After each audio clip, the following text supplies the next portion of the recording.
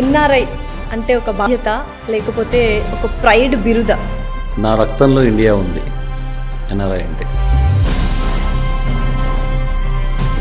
కళావాహిని కూడా మీరు నిర్వహించారు అండ్ అక్కడ ఎక్కువగా ఆట కానీ నాట కానీ తానా సభలు జరుగుతూ ఉంటాయి. వాటి గురించి ఏంటి అసలు? What is the purpose of those సభలు? ఏం మిస్ అవుతున్నాము? మన భాష. ఏం మిస్ అవుతున్నాము? మన కల్చర్. మనకంటూ అక్కడ ఒక సర్కిల్ ఏర్పరచుకున్నాం, ఒక సమూహాన్ని, ఒక సముదాయాన్ని. డయాస్పరా అంటారు. మీకు తెలుగు రాష్ట్రాలు ఎన్నున్నాయి తెలుసా? 3: తెలంగాణ, ఆంధ్రప్రదేశ్, టెక్సస్. రియల్ ఎస్టేట్లో ఉన్న ఒక్క చేంజ్, అమెరికాలో ఉన్న ఒక్క చేంజ్ ఇక్కడ వస్తే బాగుండు అని ఫీల్ అయ్యేది? Single most change in real estate transactions is title insurance. So ఏది బెటర్ అంటారు? ఇప్పుడు ఇక్కడ జాబ్ చేస్తూ ఆన్ సైట్ క్యాంపస్లో ఏమైనా ఆపర్చునిటీ వస్తే యూఎస్ వెళ్ళడం బెటరా, లేకపోతే స్టూడెంట్స్గా వెళ్ళి అక్కడ స్థిరపడడం బెటరా? దానికి రెండు రకాల సమాధానం. ఒకటి ఏంటంటే,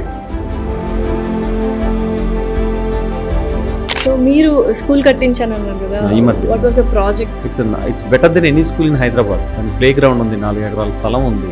అంత స్థలం ఉండి అంత కంఫర్టబుల్ స్కూల్లో హాయిగా చెట్ల కింద ప్రకృతిలో చదువుకోక ఈ డబ్బా స్కూల్లో జైల్లో వేసినట్టు ఇవన్నీ. నాకు హైదరాబాద్లో ఏ స్కూల్ చూసినా సెల్ జైలు గుర్తొస్తుంది. డెఫినెట్లీ.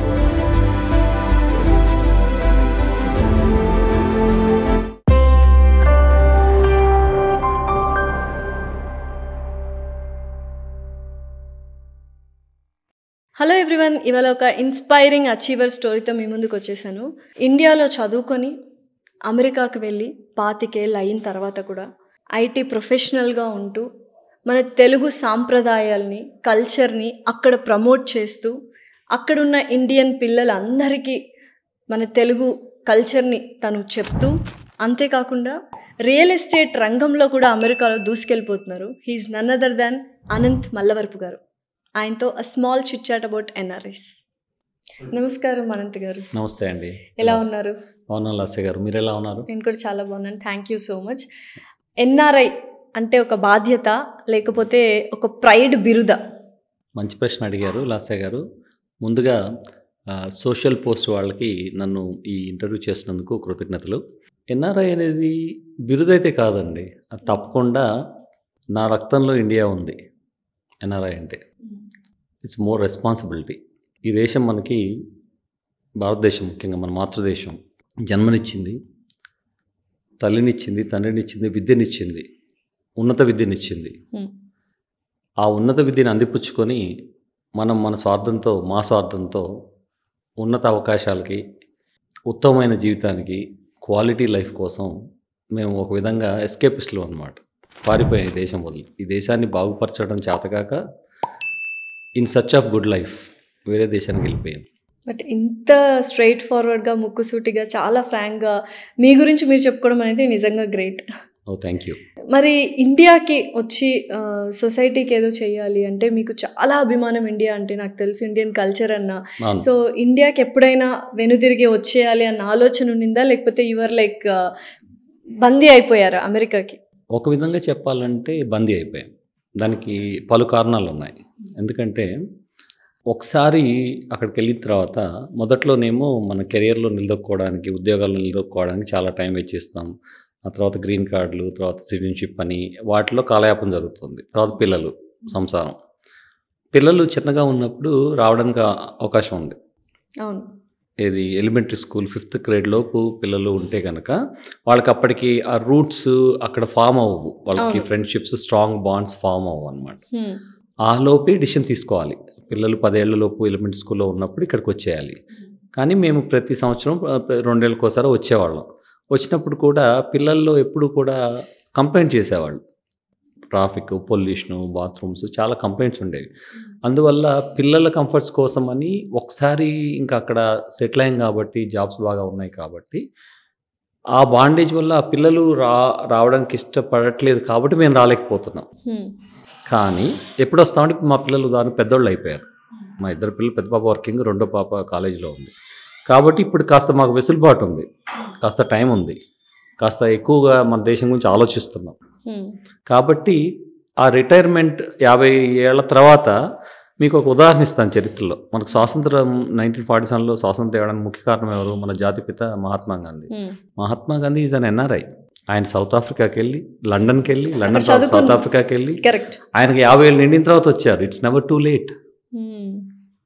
మనం ఫిట్గా ఉంచుకొని మన మైండ్ బాడీ ఫిట్గా ఉంచుకుంటే it's never too late. Too late. You can contribute to your adopted land of America as well as your mother land of India. Correct. It's never too late. So మీరు ఇందాక అన్నారు to have a good life మేము అమెరికాకి వెళ్ళామని చెప్పి. ఎన్ని years అయింది మీరు అమెరికా వెళ్ళి? నేను 25 సంవత్సరాలు అయిందండి. 25 సంవత్సరాలు. సో ఇండియా కూడా 25 సంవత్సరాలు చాలా డెవలప్ అయింది. Good life and quality life మేము కూడా ఇక్కడ జీవిస్తూ ఉన్నాము, రైట్? కానీ 25 సంవత్సరాల్లో ఎంతైతే వలస వెళ్ళారో ఇప్పుడు దానికి 3 times 4 times 5 times ఎక్కువ వెళ్తున్నారు. రీజన్ ఏంటి? Again in search of employment, in search of better opportunities. ఇప్పుడు ఏమవుతుందంటే అక్కడ ఇప్పుడు ఆపర్చునిటీస్ తగ్గాయి. నిజంగా చెప్పాలంటే ఈ ప్రోగ్రామింగ్ జాబ్స్ అని బెంగళూరు, హైదరాబాద్, ఇండియాలోనే ఎక్కువ ఉన్నాయి. అయినా కూడా ఎందుకు వస్తున్నారంటే ఇక్కడ ఫ్రెషర్స్కి ఎవరికి జాబ్ రావట్లేదు. వాళ్ళకి జాబ్ రాకపోతే ఏం చేస్తారు? బీటెక్ చేసి ఖాళీగా ఉండే బదులు ఎంఎస్ చేయడానికి వస్తున్నారు. As simple as that. Plus ఏమైందంటే మనకి పాండమిక్ తర్వాత అక్కడ గేట్స్ ఎత్తేసారు. ఏమైంది, ఒకప్పుడు ఎంఎస్ చేయడానికి 10,000, 20,000, 40,000 అలా వీసాలు వచ్చాయి. ప్రతి సంవత్సరం 2 లక్షల మంది స్టూడెంట్స్ వస్తున్నారు. వాళ్ళందరికీ ఒకప్పుడు ఏంటంటే అమెరికా అంటే బాగా కొంచెం ఉన్నత మధ్య తరగతి వాళ్ళు, కాస్త ఉన్నత వర్గాల వాళ్ళు వచ్చేవాళ్ళు, లేకపోతే పేరెంట్స్ బాగా ఎడ్యుకేటెడ్ ఉన్నవాళ్ళు, వాళ్ళ పిల్లలు వచ్చేవాళ్ళు. ఇప్పుడు అన్ని రకాల సామాజిక నేపథ్యం ఉన్నవాళ్ళు, ఆర్థిక నేపథ్యం ఉన్నవాళ్ళు, మారుమూల పల్లెటూళ్ళ నుంచి కూడా అమెరికా వస్తున్నారు. కేవలం ఇక్కడ ఉద్యోగాలు దొరక్క అవకాశాలు లేక వాళ్ళందరికీ ఇక్కడ లోన్స్ వస్తున్నాయి, లేకపోతే ఉన్న 1-2 ఎకరాలు అమ్మి కూడా పంపిస్తున్నారు. అక్కడికి వచ్చి కూడా బాగా ఇబ్బందులు పడుతున్నారు. ఆ తర్వాత ఏమైందంటే లక్షల మంది ఒకప్పుడు ఐఐటి, ఆర్ఈసి అలా పేరు ప్రఖ్యాతిగా సంస్థల నుంచే వచ్చేవాళ్ళు. ఇప్పుడు మారుమూల ఏదో కుగ్రామంలో ఉన్న 70 ఇంజనీరింగ్ కాలేజ్ నుంచి కూడా వస్తున్నారు. ఎవరు ఆపలేరు. కానీ వాళ్ళు సక్సెస్ఫుల్ అవుతున్నారా అంటే క్వశ్చనబుల్. వాళ్ళకి ప్రాపర్ ఇంటర్పర్సనల్ స్కిల్స్ లేవు, ప్రాపర్ కమ్యూనికేషన్ స్కిల్స్ లేవు, ప్రాపర్ టెక్నికల్ స్కిల్స్ లేవు. కేవలం డిగ్రీ పట్టుకుని అమెరికా వాడు స్టూడెంట్ వీసా ఇస్తున్నారు కాబట్టి వస్తున్నారు. బట్ అక్కడ వైట్ కాలర్ జాబ్స్ చేయకుండా నార్మల్ జాబ్స్ కూడా చేసేస్తున్నారు. బికాజ్ ఈ ఇంటర్ పర్సనల్ స్కిల్స్ కానీ కమ్యూనికేషన్ స్కిల్స్ కానీ ఒక ప్రాపర్ ఎడ్యుకేషన్ లేనందువల్ల ఇలాంటివి ఏమైనా చేస్తున్నారు, like not a white collar jobs చేస్తారు. అది ఏమవుతుందంటే బేసికల్గా చెప్పాను కదా, కొంచెం ఆర్థికంగా అంత స్తోమత లేని వాళ్ళు కూడా వస్తున్నారు కదా. ఇక్కడ పేరెంట్స్ వెల్ ఆఫ్ అయితే వాళ్ళు పంపిస్తే వాళ్ళు జాలీగా ఎంజాయ్ చేసి కేవలం ఎడ్యుకేషన్ మీదే ఫోకస్ చేస్తారు. ఎంఎస్ కంప్లీట్ అవ్వడానికి, ఆ తర్వాత ఇంటర్వ్యూలు అటెండ్ అవుతూ జాబ్ రావడం కోసం ఫోకస్ చేస్తారు. కొంచెం ఎకనామికల్గా అంత లేనప్పుడు లోవర్ మిడిల్ క్లాస్ వాళ్ళు వచ్చినప్పుడు ఏమవుతుందంటే వాళ్ళని వాళ్ళు సపోర్ట్ చేసుకోవడానికి చదువుతూ ఎంఎస్ చేస్తూ, ఎంఎస్ అయిపోయిన తర్వాత జాబ్ రాకపోతే కూడా ఇక్కడ ఆర్ట్ జాబ్స్ అంటాం కదా, రెస్టారెంట్లో, గ్యాస్ స్టేషన్స్లో, లేకపోతే గ్రోసరీ స్టోర్స్లో, ఇంకా అన్ని రకాల జాబ్స్ చేస్తున్నారు. వాళ్ళు చేయని జాబ్ లేదు. స్టూడెంట్స్ చీప్ లేబర్ అనమాట. Technically as per US government laws they are not suppose to work. వాళ్ళు స్టూడెంట్గా ఉన్నప్పుడు ఆన్ క్యాంపస్ ఏంటి టీచింగ్ అసిస్టెంట్, టీఏలు ఆన్ క్యాంపస్ లీగల్గా అఫీషియల్గా జాబ్స్ చేయాలి. కొంతమందికి వస్తాయి కాబట్టి వాళ్ళు రిస్క్ తీసుకొని, ముఖ్యంగా మాలాగా ఆల్రెడీ సెటిల్ అయిన వాళ్ళకి బిజినెస్ ఉంటాయి కదా, restaurants, grocery stores, gas stations business ఉంటాయి కదా, ఇండియన్ ఆరిజిన్ వాళ్ళ బిజినెస్లో చేస్తారు. వాళ్ళు ఇస్తారు, ఎందుకంటే వాళ్ళు ఇండియన్స్ కాబట్టి. అది కూడా పే రోల్ అలా ఏముండదు, క్యాష్ రూపంలో వాళ్ళు మినిమం పేమెంట్ $8, $10 అలా ఇస్తారు. అది కేవలం ఇక్కడ పేరెంట్స్ మీద బరువు పడకుండా, బర్డెన్ అవ్వకుండా వాళ్ళ ఖర్చులు వాళ్ళు ఫీజులేమో ఏ లోన్ తీసుకోనో ఏదో పే చేసుకొని వచ్చేస్తారు కదా. వచ్చిన తర్వాత ఆ నెలవారీ ఖర్చులు వెళ్ళ తీసుకోవడానికి జస్ట్ మంత్లీ ఎక్స్పెన్సెస్ కోసం $400, $500, $1000 సంపాదించుకుని వాళ్ళ ఖర్చులు వెళ్తాయి కాబట్టి రిస్క్ తీసుకుని ఆ జాబులు చేస్తారు. ఎప్పుడైనా రైడ్ అయితే ఏమన్నా ఇమిగ్రేషన్ రైడ్స్ అయితే కనుక పట్టుబడితే రిపోర్ట్ చేసే న్యూస్ కూడా అప్పుడప్పుడు చూసే ఉంటారు. కానీ అది రిస్క్తో కూడిందే అయినా చేస్తున్నారు. కేవలం ఆర్థిక కారణాలు, ఓపెన్ సీక్రెట్, కేవలం ఆర్థిక కారణాలు. కానీ ఈ ఇంటర్వ్యూలో నేను అలాంటి స్టూడెంట్స్కి నేను చెప్పేది ఏంటంటే, మీరు ఆర్థికంగా ఫైనాన్షియల్గా స్ట్రాంగ్ ఉంటే బ్యాక్ రూట్స్ ఇండియాలో అలాంటివి చేయకండి. మీ స్టడీస్ మీద ఫోకస్ చేసి బెటర్గా స్కిల్స్ డెవలప్ చేసుకొని అమెరికాకి ఎందుకు వచ్చారు? బెటర్ ఎడ్యుకేషన్ కోసం, బెటర్ లైఫ్ కోసం, బెటర్ ఆపర్చునిటీ కోసం. వీలైతే బెటర్ స్కిల్స్ తీసుకుని బ్యాక్ వస్తే ఇంకా బెటర్ ఆపర్చునిటీ ఇండియాలో కూడా రావచ్చు. ఇక్కడ మల్టీనేషనల్ కంపెనీస్ ఎన్నో ఉన్నాయి. కాబట్టి focus on getting a good degree with good knowledge, good skills in a good university. So మీరు ఇనిషియల్ డేస్లో అమెరికాలో ఉన్నప్పుడు ఏదైనా ఆడ్ జాబ్స్ చేశారు? నేను ఆల్మోస్ట్ ఒక 6 months to 9 months బెంచ్లో ఉన్నానండి. అయినా చేయలేదు, ఇల్లీగల్ చేయలేదు. నేను ఎప్పుడు అగెనెస్ట్ అనమాట. I follow the law of the land, period. Federal government laws, ఏ లాస్ అయినా లోకల్ లాస్, కానీ 100% ఫాలో అవుతాను నేను. I'm a law abiding citizen. నాకున్న అదృష్టం ఏంటంటే మా ఆవిడ వర్క్ చేస్తుంది, మేము ఇద్దరు పని చేస్తున్నాం కాబట్టి నేను ఫైనాన్షియల్గా నాకేం ఇబ్బంది లేదు. నేను ప్లస్ అమెరికా వెళ్ళాలి అన్న ఆలోచన వచ్చినప్పుడు పేరెంట్స్ని ఎలా కన్విన్స్ చేశారు? వెళ్ళడానికి అప్పుడు ఎంత సులువుగా ఉన్నింది, ఇప్పుడు ఎంత కష్టంగా ఉంది? నిజానికి అప్పట్లో కొంచెం ఇప్పటితో పోలిస్తే అప్పట్లో కొంచెం అవకాశాలు అప్పుడప్పుడే వస్తున్నాయి కాబట్టి ఇంత కాంపిటీషన్ లేదు. ఇప్పుడు ఏంటంటే అప్పట్లో H1 మీద కూడా బాగానే వెళ్ళేవాళ్ళం. ఇప్పుడు ఉదాహరణకి నేను విప్రోలో చేశాను, ఇక్కడ నాకు ఆల్రెడీ ఎక్స్పీరియన్స్ ఉంది, కాన్ఫిడెన్స్ ఉంది, విప్రో ద్వారా ట్రావెల్ చేశాను, మా TCSలో చేసింది. ఇద్దరికి మంచి నాలెడ్జ్ ఉన్నాయి, మంచి యూనివర్సిటీలో డిగ్రీస్ ఉన్నాయి కాబట్టి పోగానే జాబులు దొరికాయి. అప్పుడు బెంచ్లో ఎందుకంటే మధ్యలో 9-1 అయింది కదా, అప్పుడు కాస్త ఇబ్బంది అయింది. అప్పుడు బెంచ్లో కానీ ఆర్ట్ జాబ్ చేయలేదు నేను, ఉన్న దాంట్లో సర్దుకున్నాం మేము.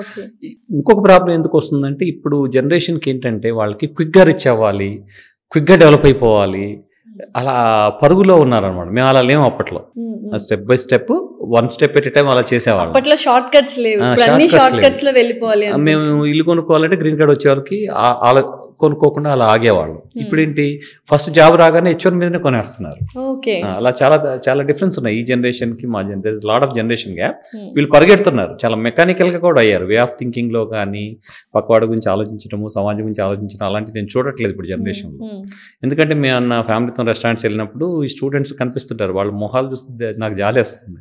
నేను అడుగుతాను, పాప ఎక్కడి నుంచి వచ్చారు మీరు, మీ పేరెంట్స్ ఎక్కడ, మీ ఊరు ఎక్కడ చదువుతున్నారు అని వాకప్ చేస్తాను నేను. చేసి అంటే సో ఏది బెటర్ అంటారు? ఇప్పుడు ఇక్కడ జాబ్ చేస్తూ ఆన్ సైట్ క్యాంపస్లో ఏమైనా ఆపర్చునిటీ వస్తే US వెళ్ళడం బెటరా, లేకపోతే స్టూడెంట్స్గా వెళ్ళి అక్కడ స్థిరపడడం బెటర్? చాలా మంచి ప్రశ్న అడిగారు.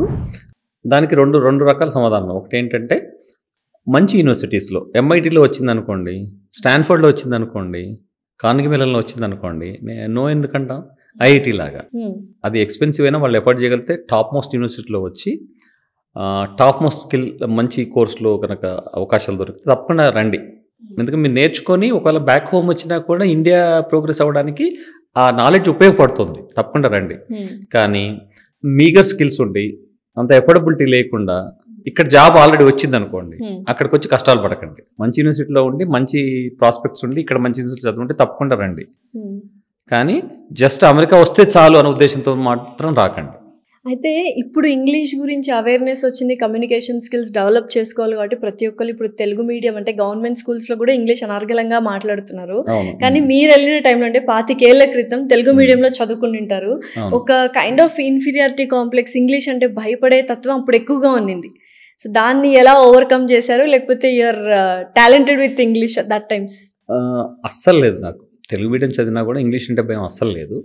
ముఖ్యంగా ఏంటంటే మాతృభాషలో చదువుకున్న వాళ్ళకి నేను ఎందుకు భాష అమ్మన్నానో చెప్తాను. నేను మాతృభాషలో చదువుకున్న వాళ్ళకి at least up to elementary school 5th class వరకు కానీ 7th class even 10th class వరకు కూడా మన రూట్స్ మనకి ఏంటంటే స్ట్రాంగ్ కమ్యూనికేషన్ స్కిల్ డెవలప్ అవుతాయి. ఒక మనిషి చిన్నప్పుడు 2 to 3 లాంగ్వేజ్ అనర్గళంగా నేర్చుకోవచ్చు. ఇంగ్లీష్ నేర్చుకోండి, ఇంగ్లీష్లో చదవండి, దానివల్ల తెలుగుని నెగ్లెక్ట్ చేయాల్సిన అవసరం లేదు. తెలుగు ఒక భాషగా తీసుకోవాలి. ఇదో మార్పు సాంస్క్రిట్ తీసుకుంటారు, నో ఐఎమ్ అగైన్స్ట్. మన మాతృభాషను మనం రక్షించుకోకపోతే సింపుల్ ఎగ్జాంపుల్ చెప్తాను. మన సినిమాలు మన పేపర్లు ఎవరు చదువుతారు? కొన్ని రోజులు తెలుగు చదవడం రాయడం రాదనుకోండి, ఒక జనరేషన్ తర్వాత ఇప్పుడు చాలా మంది తెలుగు సినిమాలు ఎవరికి అర్థమవుతాయి? తెలుగు భాష రాకపోతే మీ తెలుగు పేపర్లు ఎవరు చదువుతారు? ఈనాళ్ళు, ఆంధ్రజ్యోతులు అన్ని మూసేసుకోవాల్సిందేగా. సో మన భాషని మనం గౌరవించుకోకపోతే తమిళ వాళ్ళని చూసి నేర్చుకోవాలి. కన్నడ పీపుల్ కూడా, మలయాళీ పీపుల్ కూడా వాళ్ళని చూసి నేర్చుకోవాలి. మీకు సింపుల్ ఎగ్జాంపుల్ చెప్తాను. ప్రపంచవ్యాప్తంగా వెళ్దాం. కొరియా, జపాన్ అవి డెవలప్ అయిన దేశాలా లేకపోతే అండర్ డెవలప్డా? Very developed, right? జపాన్ వాళ్ళు ఇంగ్లీషా, కొరియా వాళ్ళు ఇంగ్లీషా, చైనా వాళ్ళు, వీళ్ళంతా వాళ్ళ భాషలో టెక్నాలజీ డెవలప్ చేసుకున్నారు, వాళ్ళ భాషలోనే చదువుతున్నారు, but they are very progressive. Simple example కదా. తెలుగు వాళ్ళు కూడా తెలుగు భాషలో చదువుతూ తెలుగే నేర్చుకుంటూ తెలుగు మాట్లాడుతూ కూడా డెవలప్ అవ్వచ్చు. ఎక్కడో ఈ NRIలే వచ్చి పొల్యూట్ చేస్తున్నారు ఇంగ్లీష్ లో మాట్లాడి. వాళ్ళ పిల్లలు తెలుగు రాక వాళ్ళు ఇంగ్లీష్ లో మాట్లాడుతుంటే ఇక్కడున్న పిల్లలకి ఆ ఇన్ఫీరియారిటీ కాంప్లెక్స్ తీసుకొచ్చారు. NRI వాళ్ళే అనే ఒక అపోహ అండ్ మిత్తా ఫ్యాక్టా చెప్పండి. అది మిత్. ఫ్యాక్ట్ చెప్పనా? మా ఇద్దరు పిల్లలు ఉన్నారు, మా ఫ్రెండ్స్ పిల్లలు ఉన్నారు కదా. NRI ఎస్పెషల్లీ తెలుగు NRI ప్రతి పిల్లలు, 2 అమ్మాయిలు ఉన్నారు అనుకోండి, లేకపోతే అబ్బాయిలు ఉన్నారు, వాట్ ఎవర్, రైట్? ఇప్పుడు మా పాప భరతనాట్యం, ఒక పాప కూచిపూడి నేర్చుకుంది. చాలా మందికి వాళ్ళ ఇంట్రెస్ట్ని బట్టి మన సంస్కృతి సాంప్రదాయాలు గౌరవిస్తూ సాంప్రదాయ నృత్యాలు నేర్చుకుంటున్నారు పిల్లలు, అమ్మాయిలు అయితే. కూచిపూడి కానీ భరతనాట్యం కానీ డిపెండ్స్. లేకపోతే కర్ణాటక సంగీతం, చాలామంది అరంగేట్రాలు చేస్తారు రంగప్రవేశాలు చేస్తారు, స్వరంగేటాలు చేస్తారు. ఇవన్నీ పిల్లలకు నేర్పిస్తున్నారు. ఇది కాకుండా మనబడి పాఠశాల అనే సంస్థ ఆర్గనైజేషన్స్ ఉన్నాయి.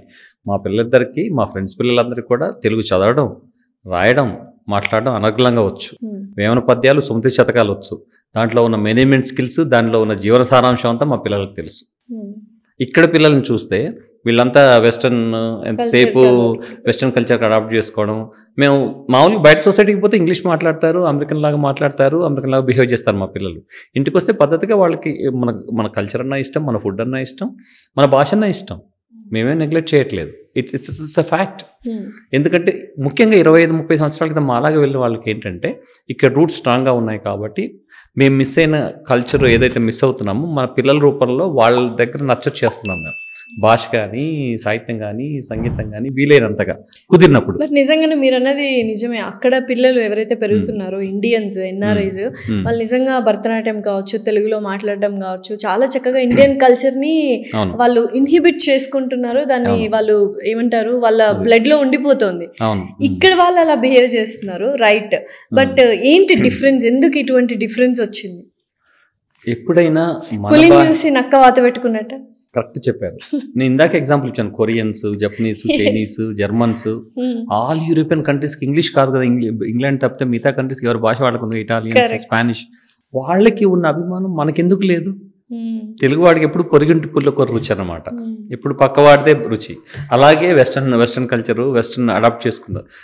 మీరు లైవ్లీహుడ్ బతుకుతెరు వేరు. అక్కడ ఇంగ్లీష్ నేర్చుకోవచ్చు, దానికి కావాల్సిన వెస్టర్న్ కల్చర్ వాళ్ళ గురించి తెలుసుకోవచ్చు, అడాప్ట్ చేసుకోవచ్చు, నథింగ్ రాంగ్. కానీ మన దాన్ని చిన్నపుచ్చుకోవాల్సిన అవసరం లేదు. మన భాషని, మన కల్చర్ని, మన సంస్కృతిని, మన సాంప్రదాయాన్ని మనం ఎప్పుడు చిన్నపుచ్చుకోవాల్సిన అవసరం లేదు, తక్కువ చేయాల్సిన అవసరం లేదు. We have great culture, great traditions, you know. I mean ఏమంటానంటే దీన్ని very colourful society, Indian society. మేము ఎందుకు నేను అసలు రాకుండా, నేను 2008లో సిటిజన్షిప్ తీసుకున్నాను, అక్కడే ఉండిపోవచ్చు. ప్రతి సంవత్సరం ఎందుకు వస్తామంటే ఈ నాయిస్లోనే ఈ ఏదో వైబ్రెన్స్ ఉంది. Irrespect of all these complaints, pollution గురించో, ట్రాఫిక్ గురించో ఎన్ని కంప్లైంట్ చేసినా వీఆర్ ఎంజాయింగ్ దట్ వైబ్రెన్సీ. మీకు అర్థమైంది కదా, ఆ కలర్ఫుల్నెస్. ఇనిషియల్ డేస్ లో కానీ, లేకపోతే ఈ 25 ఏళ్లలో కానీ ఎప్పుడైనా అబ్బా ఈ కష్టాలు మనం పడలేము, ఇండియా వెళ్ళిపోదాము, ఇనిషియల్ స్టేజెస్ లో ఎక్కువ ఉంటాయి అలాంటిది. అటువంటి సిచ్యువేషన్ ఏదైనా వచ్చిందా? ఇంకొద్దు తప్పకుండా వస్తుంది. ప్రతి ఎన్ఆర్ఐకి ఇక్కడ అదేదో హనుమంతుడు ఇలా గుండె తీలిస్తే శ్రీరామచంద్రుడు కనిపిస్తాడు చూసారు, ఆ టైప్లో ప్రతి ఎన్ఆర్ఐకి అలా చీలిస్తే భారతదేశం మ్యాప్ కనిపిస్తుంది చాలా మంది. ఐమ్ టెల్లింగ్ యూ, ముఖ్యంగా మామ్ అండ్ డాడ్. మా లాంటి వాళ్ళకి కొంచెం ఎక్కువ సంవత్సరాల నుంచి ఉన్న వాళ్ళకి ఏంటంటే అమ్మా నాన్న ఉన్నంత వరకు ఆ కనెక్షన్ బాగా స్ట్రాంగ్గా ఉంటుంది. Once mom dad passed away కొంచెం కనెక్షన్ లూజ్ అవుతుంది. బట్ స్టిల్ వచ్చేద్దామని ఎందుకు అనుకుంటారంటే America strictly about merit, America strictly about work culture. మనం ఎప్పుడైతే వర్క్లో ఒడిదొడుకులు ఎదుర్కొని సరిగా మనకి జాబ్ లేకపోతే ఫైనాన్షియల్ ఆడిపోట్లు ఎదుర్కొంటే అదొకటి. Second thing, only sun only dot ఉండి పేరెంట్స్ సరిగ్గా చూసుకోలేని వాళ్ళు ఉంటారు కదా, వాళ్ళకి తప్పకుండా అలా వచ్చిన వాళ్ళు కూడా ఉన్నారు. రెస్పాన్సిబిలిటీస్ వల్ల వాళ్ళ పేరెంట్స్ ఇంకెవరు చూసుకోలేరు, వాళ్ళే చూసుకోవాలి, వాళ్ళ మీద డిపెండ్ అవుతారు. అలాంటప్పుడు రావాల్సి వస్తుంది. రెండో కారణం ఆర్థిక కారణం. సరిగ్గా మీగర్ స్కిల్స్ ఉండి అక్కడ నిలదొక్కుకోలేక ఏం చేస్తారు, ఇల్లీగల్ అయిపోయి ఇందాక నేను చెప్పా కదా అలాంటి ఆర్ట్ జాబ్స్ చేసుకుంటారా, స్వదేశానికి వచ్చి గౌరవంగా బతుకుతారా, ఉన్నంతలో మీరే డిసైడ్ చేసుకోవాలి. ఇంకొకటి, ఇది చాలా సెన్సిటివ్ మ్యాటర్. చాలా దయనీయంగా ఒక సిచ్యువేషన్ ఉంటుంది. ఫర్ ఎగ్జాంపుల్ ఇండియాలో ఉన్న పేరెంట్స్ ఎవరైనా కాలం చేస్తే చనిపోతే రావడానికి ఇబ్బంది పడుతూ, రాలేకుండా బాధపడుతూ ఉంటారు. చాలా మంది ఏంటంటే అబ్బా వాడు అమెరికాకి వెళ్ళిపోయాడు, రాలేని పరిస్థితి అంట, అంత రాలేని పరిస్థితి ఏముంటది అని. But you have to tell us, ఎన్ఆర్ఐలు ఎవరైనా సొంత మనుషులు చనిపోయినప్పుడు రాకుండా ఉండడానికి గల కారణాలు ఏంటి అసలు? అది అత్యంత బాధాకరం విషయం అండి. ముఖ్యంగా పాండమిక్ అప్పుడు మనం చూసాం. అసలు నేను ఈ సంవత్సరం ఎందుకు వచ్చాను, లాస్ట్ ఇయర్ కూడా వచ్చాను. లాస్ట్ ఇయర్ మా అమ్మగారు చనిపోయారు, ఈ సంవత్సరం నేను వచ్చింది కూడా మా అమ్మగారి సంవత్సరీకాన్ని. So those are the important things in life, మనం మిస్ అవ్వకూడదు. ఆ చివరి చూపు అంటారు చూసారా, ఆ చివరి చూపు అనేది మనం మా అమ్మా నాన్న చివరి చూపు కనుక మిస్ అయితే అది జీవితకాలం వెంటాడుతుంది, వేటాడుతుంది మనం. బట్ అమెరికా పర్మిషన్ ఇస్తుందా మీరు ఇలా వచ్చి వెళ్ళడానికి? అంటే మీకంటే ఇప్పుడు గ్రీన్ కార్డ్ H1B ఉన్న వాళ్ళు కూడా అందరికీ అది ప్రాబ్లం లేదు. వ్యాలిడ్ వీసా ఉన్నంత వరకు ఎన్నిసార్లు రావచ్చు, పోవచ్చు, ఎమర్జెన్సీ మీద రావచ్చు, అది ప్రాబ్లం కాదు. కానీ చాలా మంది ఏంటంటే వాళ్ళ జాబ్ కమిట్మెంట్ వల్ల, మన పాండమిక్ అప్పుడు అందరికి తెలిసింది ఎవరు ట్రావెల్ చేయలేదు. అలా కాకుండా మంచి ప్రశ్న అడిగారు, అది అన్ఫార్చునేట్. నేను ఈ ఇంటర్వ్యూలో నేను చెప్పేది ఏంటంటే, అందరు ఎన్ఆర్ఐ చెప్పేది ఏంటంటే అమ్మా నాన్నని మాత్రం చివరి చూపులు మాత్రం మిస్ అవ్వకండి, తప్పకుండా రండి. వర్క్ ఎప్పుడు ఉంటుంది పోద్ది. చాలామంది వర్క్ వల్లే అండి, వాళ్ళకి క్రిటికల్ వర్క్, వాళ్ళు H1 మీద ఉంటారు, ఆ జాబ్ 1 వీక్ 2 వీక్స్ వెకేషన్ దొరకదు. ఎందుకంటే అమెరికా రివాల్వ్స్ అరౌండ్ వర్క్. కాదండి, పర్మిషన్ ఇవ్వరా? బిరేవ్మెంట్ అని ఉంటుంది, 3 days ఇస్తారు. మీకు ట్రావెల్కే 3 days పోతుంది బిరేవ్మెంట్. మిగతాది లాస్ ఆఫ్ పే ఉంటుంది. కుదరకనే రావట్లేదు, చాలా మంది కుదరక రావట్లేదు, కొందరు చాలా మెకానికల్ అయిపోయారు. అమ్మ నాన్న చావు కంటే మెకానికల్ అయిపోతారా? అమెరికా అన్నో తమ్ముడో చెల్లెలో అక్క ఉంటారో ఎవరో చేసుకుంటారులే, నేను డబ్బులు మీద సరిపోదులే అన్నంత మెకానికల్ కూడా ఉన్నారు ఈ జనరేషన్ లో. ఇంత డేంజరస్ అది fact. I mean, unfortunately, society is going, in that direction, wrong direction. It's becoming more mechanical, more practical, more selfish. మనం ఏం చేయలేం, that's a fact of the day. So ఇంకొక సెషన్ గురించి మాట్లాడుకున్నట్లయితే సంస్కృతి సాహిత్యం గురించి, తెలుగు వాళ్ళ గురించి కళావాహిని కూడా మీరు నిర్వహించారు. అండ్ అక్కడ ఎక్కువగా ఆట కానీ నాట కానీ తానా సభలు జరుగుతూ ఉంటాయి. వాటి గురించి ఏంటి అసలు? What is the purpose of those సభలు? కరెక్ట్, మంచి క్వశ్చన్ అడిగారు లాస్ట్. ఏంటంటే ఇందాక చెప్పాను నేను, మేము మిస్ అవుతున్నాము కానీ ఇక్కడికి రాలేకపోయాము, వచ్చి సెటిల్ అవ్వలేకపోయాము. ఏం మిస్ అవుతున్నాము? మన భాష. ఏం మిస్ అవుతున్నాము? మన కల్చర్. ఏం మిస్ అవుతున్నాము? మన పండగలు. ఏం మిస్ అవుతున్నాము? మన సంస్కృతి. ఇవన్నీ మిస్ అవుతున్నప్పుడు ఏం చేయాలి? మనకంటూ అక్కడ ఒక సర్కిల్ ఏర్పరచుకున్నాం, ఒక సమూహాన్ని, ఒక సముదాయాన్ని, డయాస్పరా అంటారు. ఆ డయాస్పరా, తెలుగు డయాస్పరా, ఇట్స్ బిగ్ డయాస్పరా నౌ కదా, చాలా మంది మైగ్రేట్ అయ్యారు లాస్ట్ 20. మినీ ఇండియా ఉంది అక్కడ అంటారు, ఎస్పెషల్లీ మినీ తెలుగు వాళ్ళు ఉన్నారు అంటారు. మీకు తెలుగు రాష్ట్రాలు ఎన్ని ఉన్నాయి తెలుసా? 3: తెలంగాణ, ఆంధ్రప్రదేశ్, టెక్సస్. ఓకే, 3 తెలుగు రాష్ట్రాలు ఉన్నాయి. అర్థమైంది కదా. అయితే coming to the point, so ఏవైతే మేము ఇక్కడ నుంచి అక్కడికి తీసుకెళ్ళలేకపోయామో అక్కడే ఏర్పాటు చేసుకుంటున్నాం మన సమూహాన్ని, వాళ్ళందరినీ ఒక దగ్గర చేర్చి ఒక అసోసియేషన్, ఒక సంఘంలాగా ఏర్పరిచి, ఆ విధంగా ఏర్పడినవే తానా, తర్వాత ఆట, తర్వాత నాట, తర్వాత నాట్స్, అవన్నీ ఆ విధంగా ఏర్పడాయి. అలాగే స్థానిక సంస్థలు ఉంటాయి. ఉదాహరణకి ఉత్తర టెక్సస్ తెలుగు సంఘం, తెలుగు అసోసియేషన్ నార్త్ టెక్సస్ అని డాలస్లో బిగ్గెస్ట్ తెలుగు అసోసియేషన్. దానికి లాస్ట్ ఇయర్ నేను బోర్డ్ చైర్గా ఉన్నాను. I was part of the governing board. So ఆ అవకాశం నాకు జరిగింది సర్వీస్ చేయడానికి. ఆ తర్వాత పదవులు ఎప్పుడు 1 year అలాగా ఉంటాయి కదా, ఎక్కువ కాలం సర్వీస్ చేయలేము. సర్వీస్ చేయాలన్న వాళ్ళకి పదవులు అక్కర్లేదు కదా. మేమేం చేసామంటే, నాకు కొంచెం సంగీతం సాహిత్యం అంటే అభిరుచి ఉంది. సేమ్ అభిరుచి ఉన్న వాళ్ళు ఈ సంస్థ ద్వారా పరిచయం అయ్యారు నాకు friends. So long lasting friendships అనమాట. Purely based on my any links, purely based on the ideology, purely based on passion, Telugu భాష గురించి, తెలుగు సాహిత్యం సంగీతం బేస్డ్ మంచి ఫ్రెండ్స్ అయ్యారు. మా ఫ్రెండ్స్ అంతా కలిసి రమణ జువాడి, చంద్రహాస్ మధుగురు, నేను, సురేష్ కాజా, ఈ ఫ్రెండ్స్ అంతా కలిసి కళావాహిని అని ఒక ఆర్గనైజేషన్ పెట్టాం. సో ఫ్లెక్సిబుల్గా ఇప్పుడు చేయాలి, ఇలాగే చేయాలి అని ఏం లేదు. మనకు టైం ఉన్నప్పుడు, అవకాశం ఉన్నప్పుడు, మంచి గెస్ట్ ఉన్నప్పుడు మా అభిరుచి తగ్గట్టు మంచి మంచి కార్యక్రమాలు చేసేవాళ్ళం. అది కళావాహిని ద్వారా. సో నెక్స్ట్ ఇప్పుడు ఎన్ఆర్ఐలు అంటుంటారు కదా. సో అమెరికాలో ఉండడం చాలా మందికి నచ్చుతోంది, రైట్, ఇండియా కంటే. సో ఏముంది అమెరికాలో? మంచి ప్రశ్న అడిగారు. ఇప్పుడు మీకే తెలుసు, రిలేషన్షిప్స్, అఫెక్షన్, ఇవన్నీ ఇక్కడ ఉన్నాయి. అండ్ ఎంప్లాయ్మెంట్ లేదు అంటున్నారు, బట్ ఇక్కడ కూడా బోల్డ్ అంత. హైదరాబాద్ ఇఫ్ మీరు చూసినట్లయితే ఇప్పుడు అలా గచ్చిబౌలి అలా వెళ్తే మనకు వేరే దేశంలో ఉన్నట్టుంటది, రైట్? ఉంటుంది కదా. ఓకే, మీకు నేను ఒక ఫేస్బుక్లో కూడా పెట్టాను ఒకటి. ఆకాశ హెర్మేలు నిర్మించుకుంటున్నారు, కంప్లైంట్ ఏంటో చెప్తాను నేను. అక్కడ మాకు వీకెండ్స్, ఇక్కడ నేను వస్తే ఇక్కడే ఎక్కువ బిజీ అయిపోయారు. ఎవరికి కలవాలన్నా ఇక్కడే మనకి దొరకట్లేదు. మేము తప్పకుండా మండే టు ఫ్రైడే అక్కడ వర్క్ చేసేవాళ్ళు ఎలా ఉన్నా, నేను వీకెండ్ బిజీగా ఉంటాను బిజినెస్ వల్ల, నా రియల్ ఎస్టేట్ బిజినెస్ వల్ల. కానీ నేను తప్పకుండా ఫ్రైడే కానీ, సాటర్డే కానీ, సండే కానీ వీక్లీ 2 to 3 times మాకు మంచి గ్యాదరింగ్స్ ఉంటాయి. ఫ్రెండ్ సర్కిల్లో కానీ, విత్ ఇన్ క్లోజ్ సర్కిల్లో, చుట్టాల్లో, అలా మంచి గ్యాదరింగ్స్ ఉంటాయి. మేమేం మిస్ అవ్వము. కల్చరల్గా ఆర్గనైజేషన్స్ ఎలాగో ఉన్నాయి, మ్యూజిక్, లిటరేచర్ ఎంజాయ్ చేయడానికి. సో అక్కడే మేము ఎక్కువగా కలుస్తున్నాము. ఇంకా చెప్పాలంటే మా ఊర్లో ఈ వీకెండ్ నేను మిస్ అవుతున్నాను. దివాళీ సెలబ్రేషన్ ఉంది, హోలీ సెలబ్రేషన్ ఉంది. వాటన్నిటి నేను స్పాన్సర్ కూడా చేస్తాను నా బిజినెస్ ద్వారా. సో మన పండుగలన్నీ చేసుకుంటున్నాం. అక్కడ సంక్రాంతి చేస్తాం, మేము ఉగాది చేస్తాము, దసరా బతుకమ్మ పెద్ద ఎత్తున చేస్తారు. మా దగ్గర తెలంగాణ అసోసియేషన్స్ ఉన్నాయి, 10,000 మంది వస్తారు బతుకమ్మ దసరా సంబరాలకి. అలాగే దివాళీ చేసుకుంటున్నాం, ఇప్పుడు హోలీ ఇలాంటివి కూడా జరుగుతున్నాయి. సో సంవత్సరానికి 5-6 మేజర్ ఫెస్టివల్స్ అన్ని జరుపుకుంటాం అక్కడ. గణేష్ నిమజ్జనాలు, నవరాత్రోత్సవాలు ఇవి కూడా చేస్తున్నారు అక్కడ. అక్కడ ఇవన్నీ చూసిన అమెరికన్స్ ఎలా ఫీల్ అవుతుంటారు? Because racism, you got to the point, racism ఎక్కువగా ఉంది అని విన్నాను. Okay, correct point. అమెరికాలో ఉన్న సమస్యలు కొన్ని ఉన్నాయి, కానీ అమెరికా సకల జాతుల సమ్మేళనం. అమెరికా అనేది అది అమెరికన్స్ యాక్సెప్ట్ చేయగలరా? మేము అమెరికన్స్ అని ఇట్లా విడదీయకండి. ఒకసారి సిటిజన్షిప్ వచ్చిన తర్వాత నేను అమెరికనే, తెల్ల అమెరికను, నల్ల American, Hispanic American, Asian American, white American. Americans are Americans. You have to get to the point. ఇప్పుడు నేను ఇక్కడికి వచ్చానంటే వీసా తీసుకొని వచ్చాను. నేను అనుకుంటా అండి, బట్ ఇక్కడ ఇండియన్సే నేను రెడ్డి, నేను కమ్మ, నేను చౌదరి, నేను క్రిస్టియన్, నేను ముస్లిం అన్నప్పుడు అక్కడ ఓన్లీ అమెరికాలో క్రిస్టియానిటీ ఉంది. సో మనం వెళ్ళి white Americans, black Americans, Asian Americans అని డిఫరెన్స్ చేసినప్పుడు వాళ్ళకి వచ్చింది కదా. ఇండియాకి అమెరికాకి అదే తేడా. America is all about pursuit of happiness and liberty, individual freedom. But definitely differences చూపిస్తారు అని విన్నాను. అది ఎంతవరకు వాస్తవం? నేనైతే ఫీల్ అవ్వలేదు ఇంతవరకు. కానీ ఎలా చూపిస్తారు, ఎందుకు చూపిస్తారో చెప్తాను. America is a melting pot. You know what is melting pot? ఒకప్పుడు తెల్లవాళ్ళంతా ఓన్లీ బ్రిటిష్ వాళ్ళు కదా వచ్చింది. ఇటాలియన్స్ వచ్చారు, జర్మన్స్ వచ్చారు, ఫ్రెంచ్ వాళ్ళు వచ్చారు. అందరూ వచ్చి అక్కడ ఒక మెల్టింగ్ పాట్ లాగా అందరు కలిసిపోయారు. భిన్న జాతుల సమ్మేళనం. ఆ తర్వాత ఎవరో ఈ స్పానిష్ వాళ్ళు వచ్చారు, ఆ తర్వాత చైనీస్ వచ్చారు, ఇండియన్స్ వచ్చారు. అలా అన్ని జాతులు కలిపి ఒక మెల్టింగ్ పాట్ లాగా తయారైంది. డిస్క్రిమినేషన్ అనేది it's merit based society, purely merit based society. నువ్వు ఒక ప్రమోషన్ కావాలన్నా, జాబ్ రావాలన్నా, ఒక 4 ఇంటర్వ్యూకి వస్తే వైట్ పర్సన్, ఇండియన్ పర్సన్ వస్తే వైట్కి ఇస్తారు. అలా ఉండదు. హూ పర్ఫార్మ్స్ బెటర్ వాళ్ళకి జాబ్ వస్తుంది. It's purely merit based. America ఎందుకు సూపర్ పవర్ అయింది?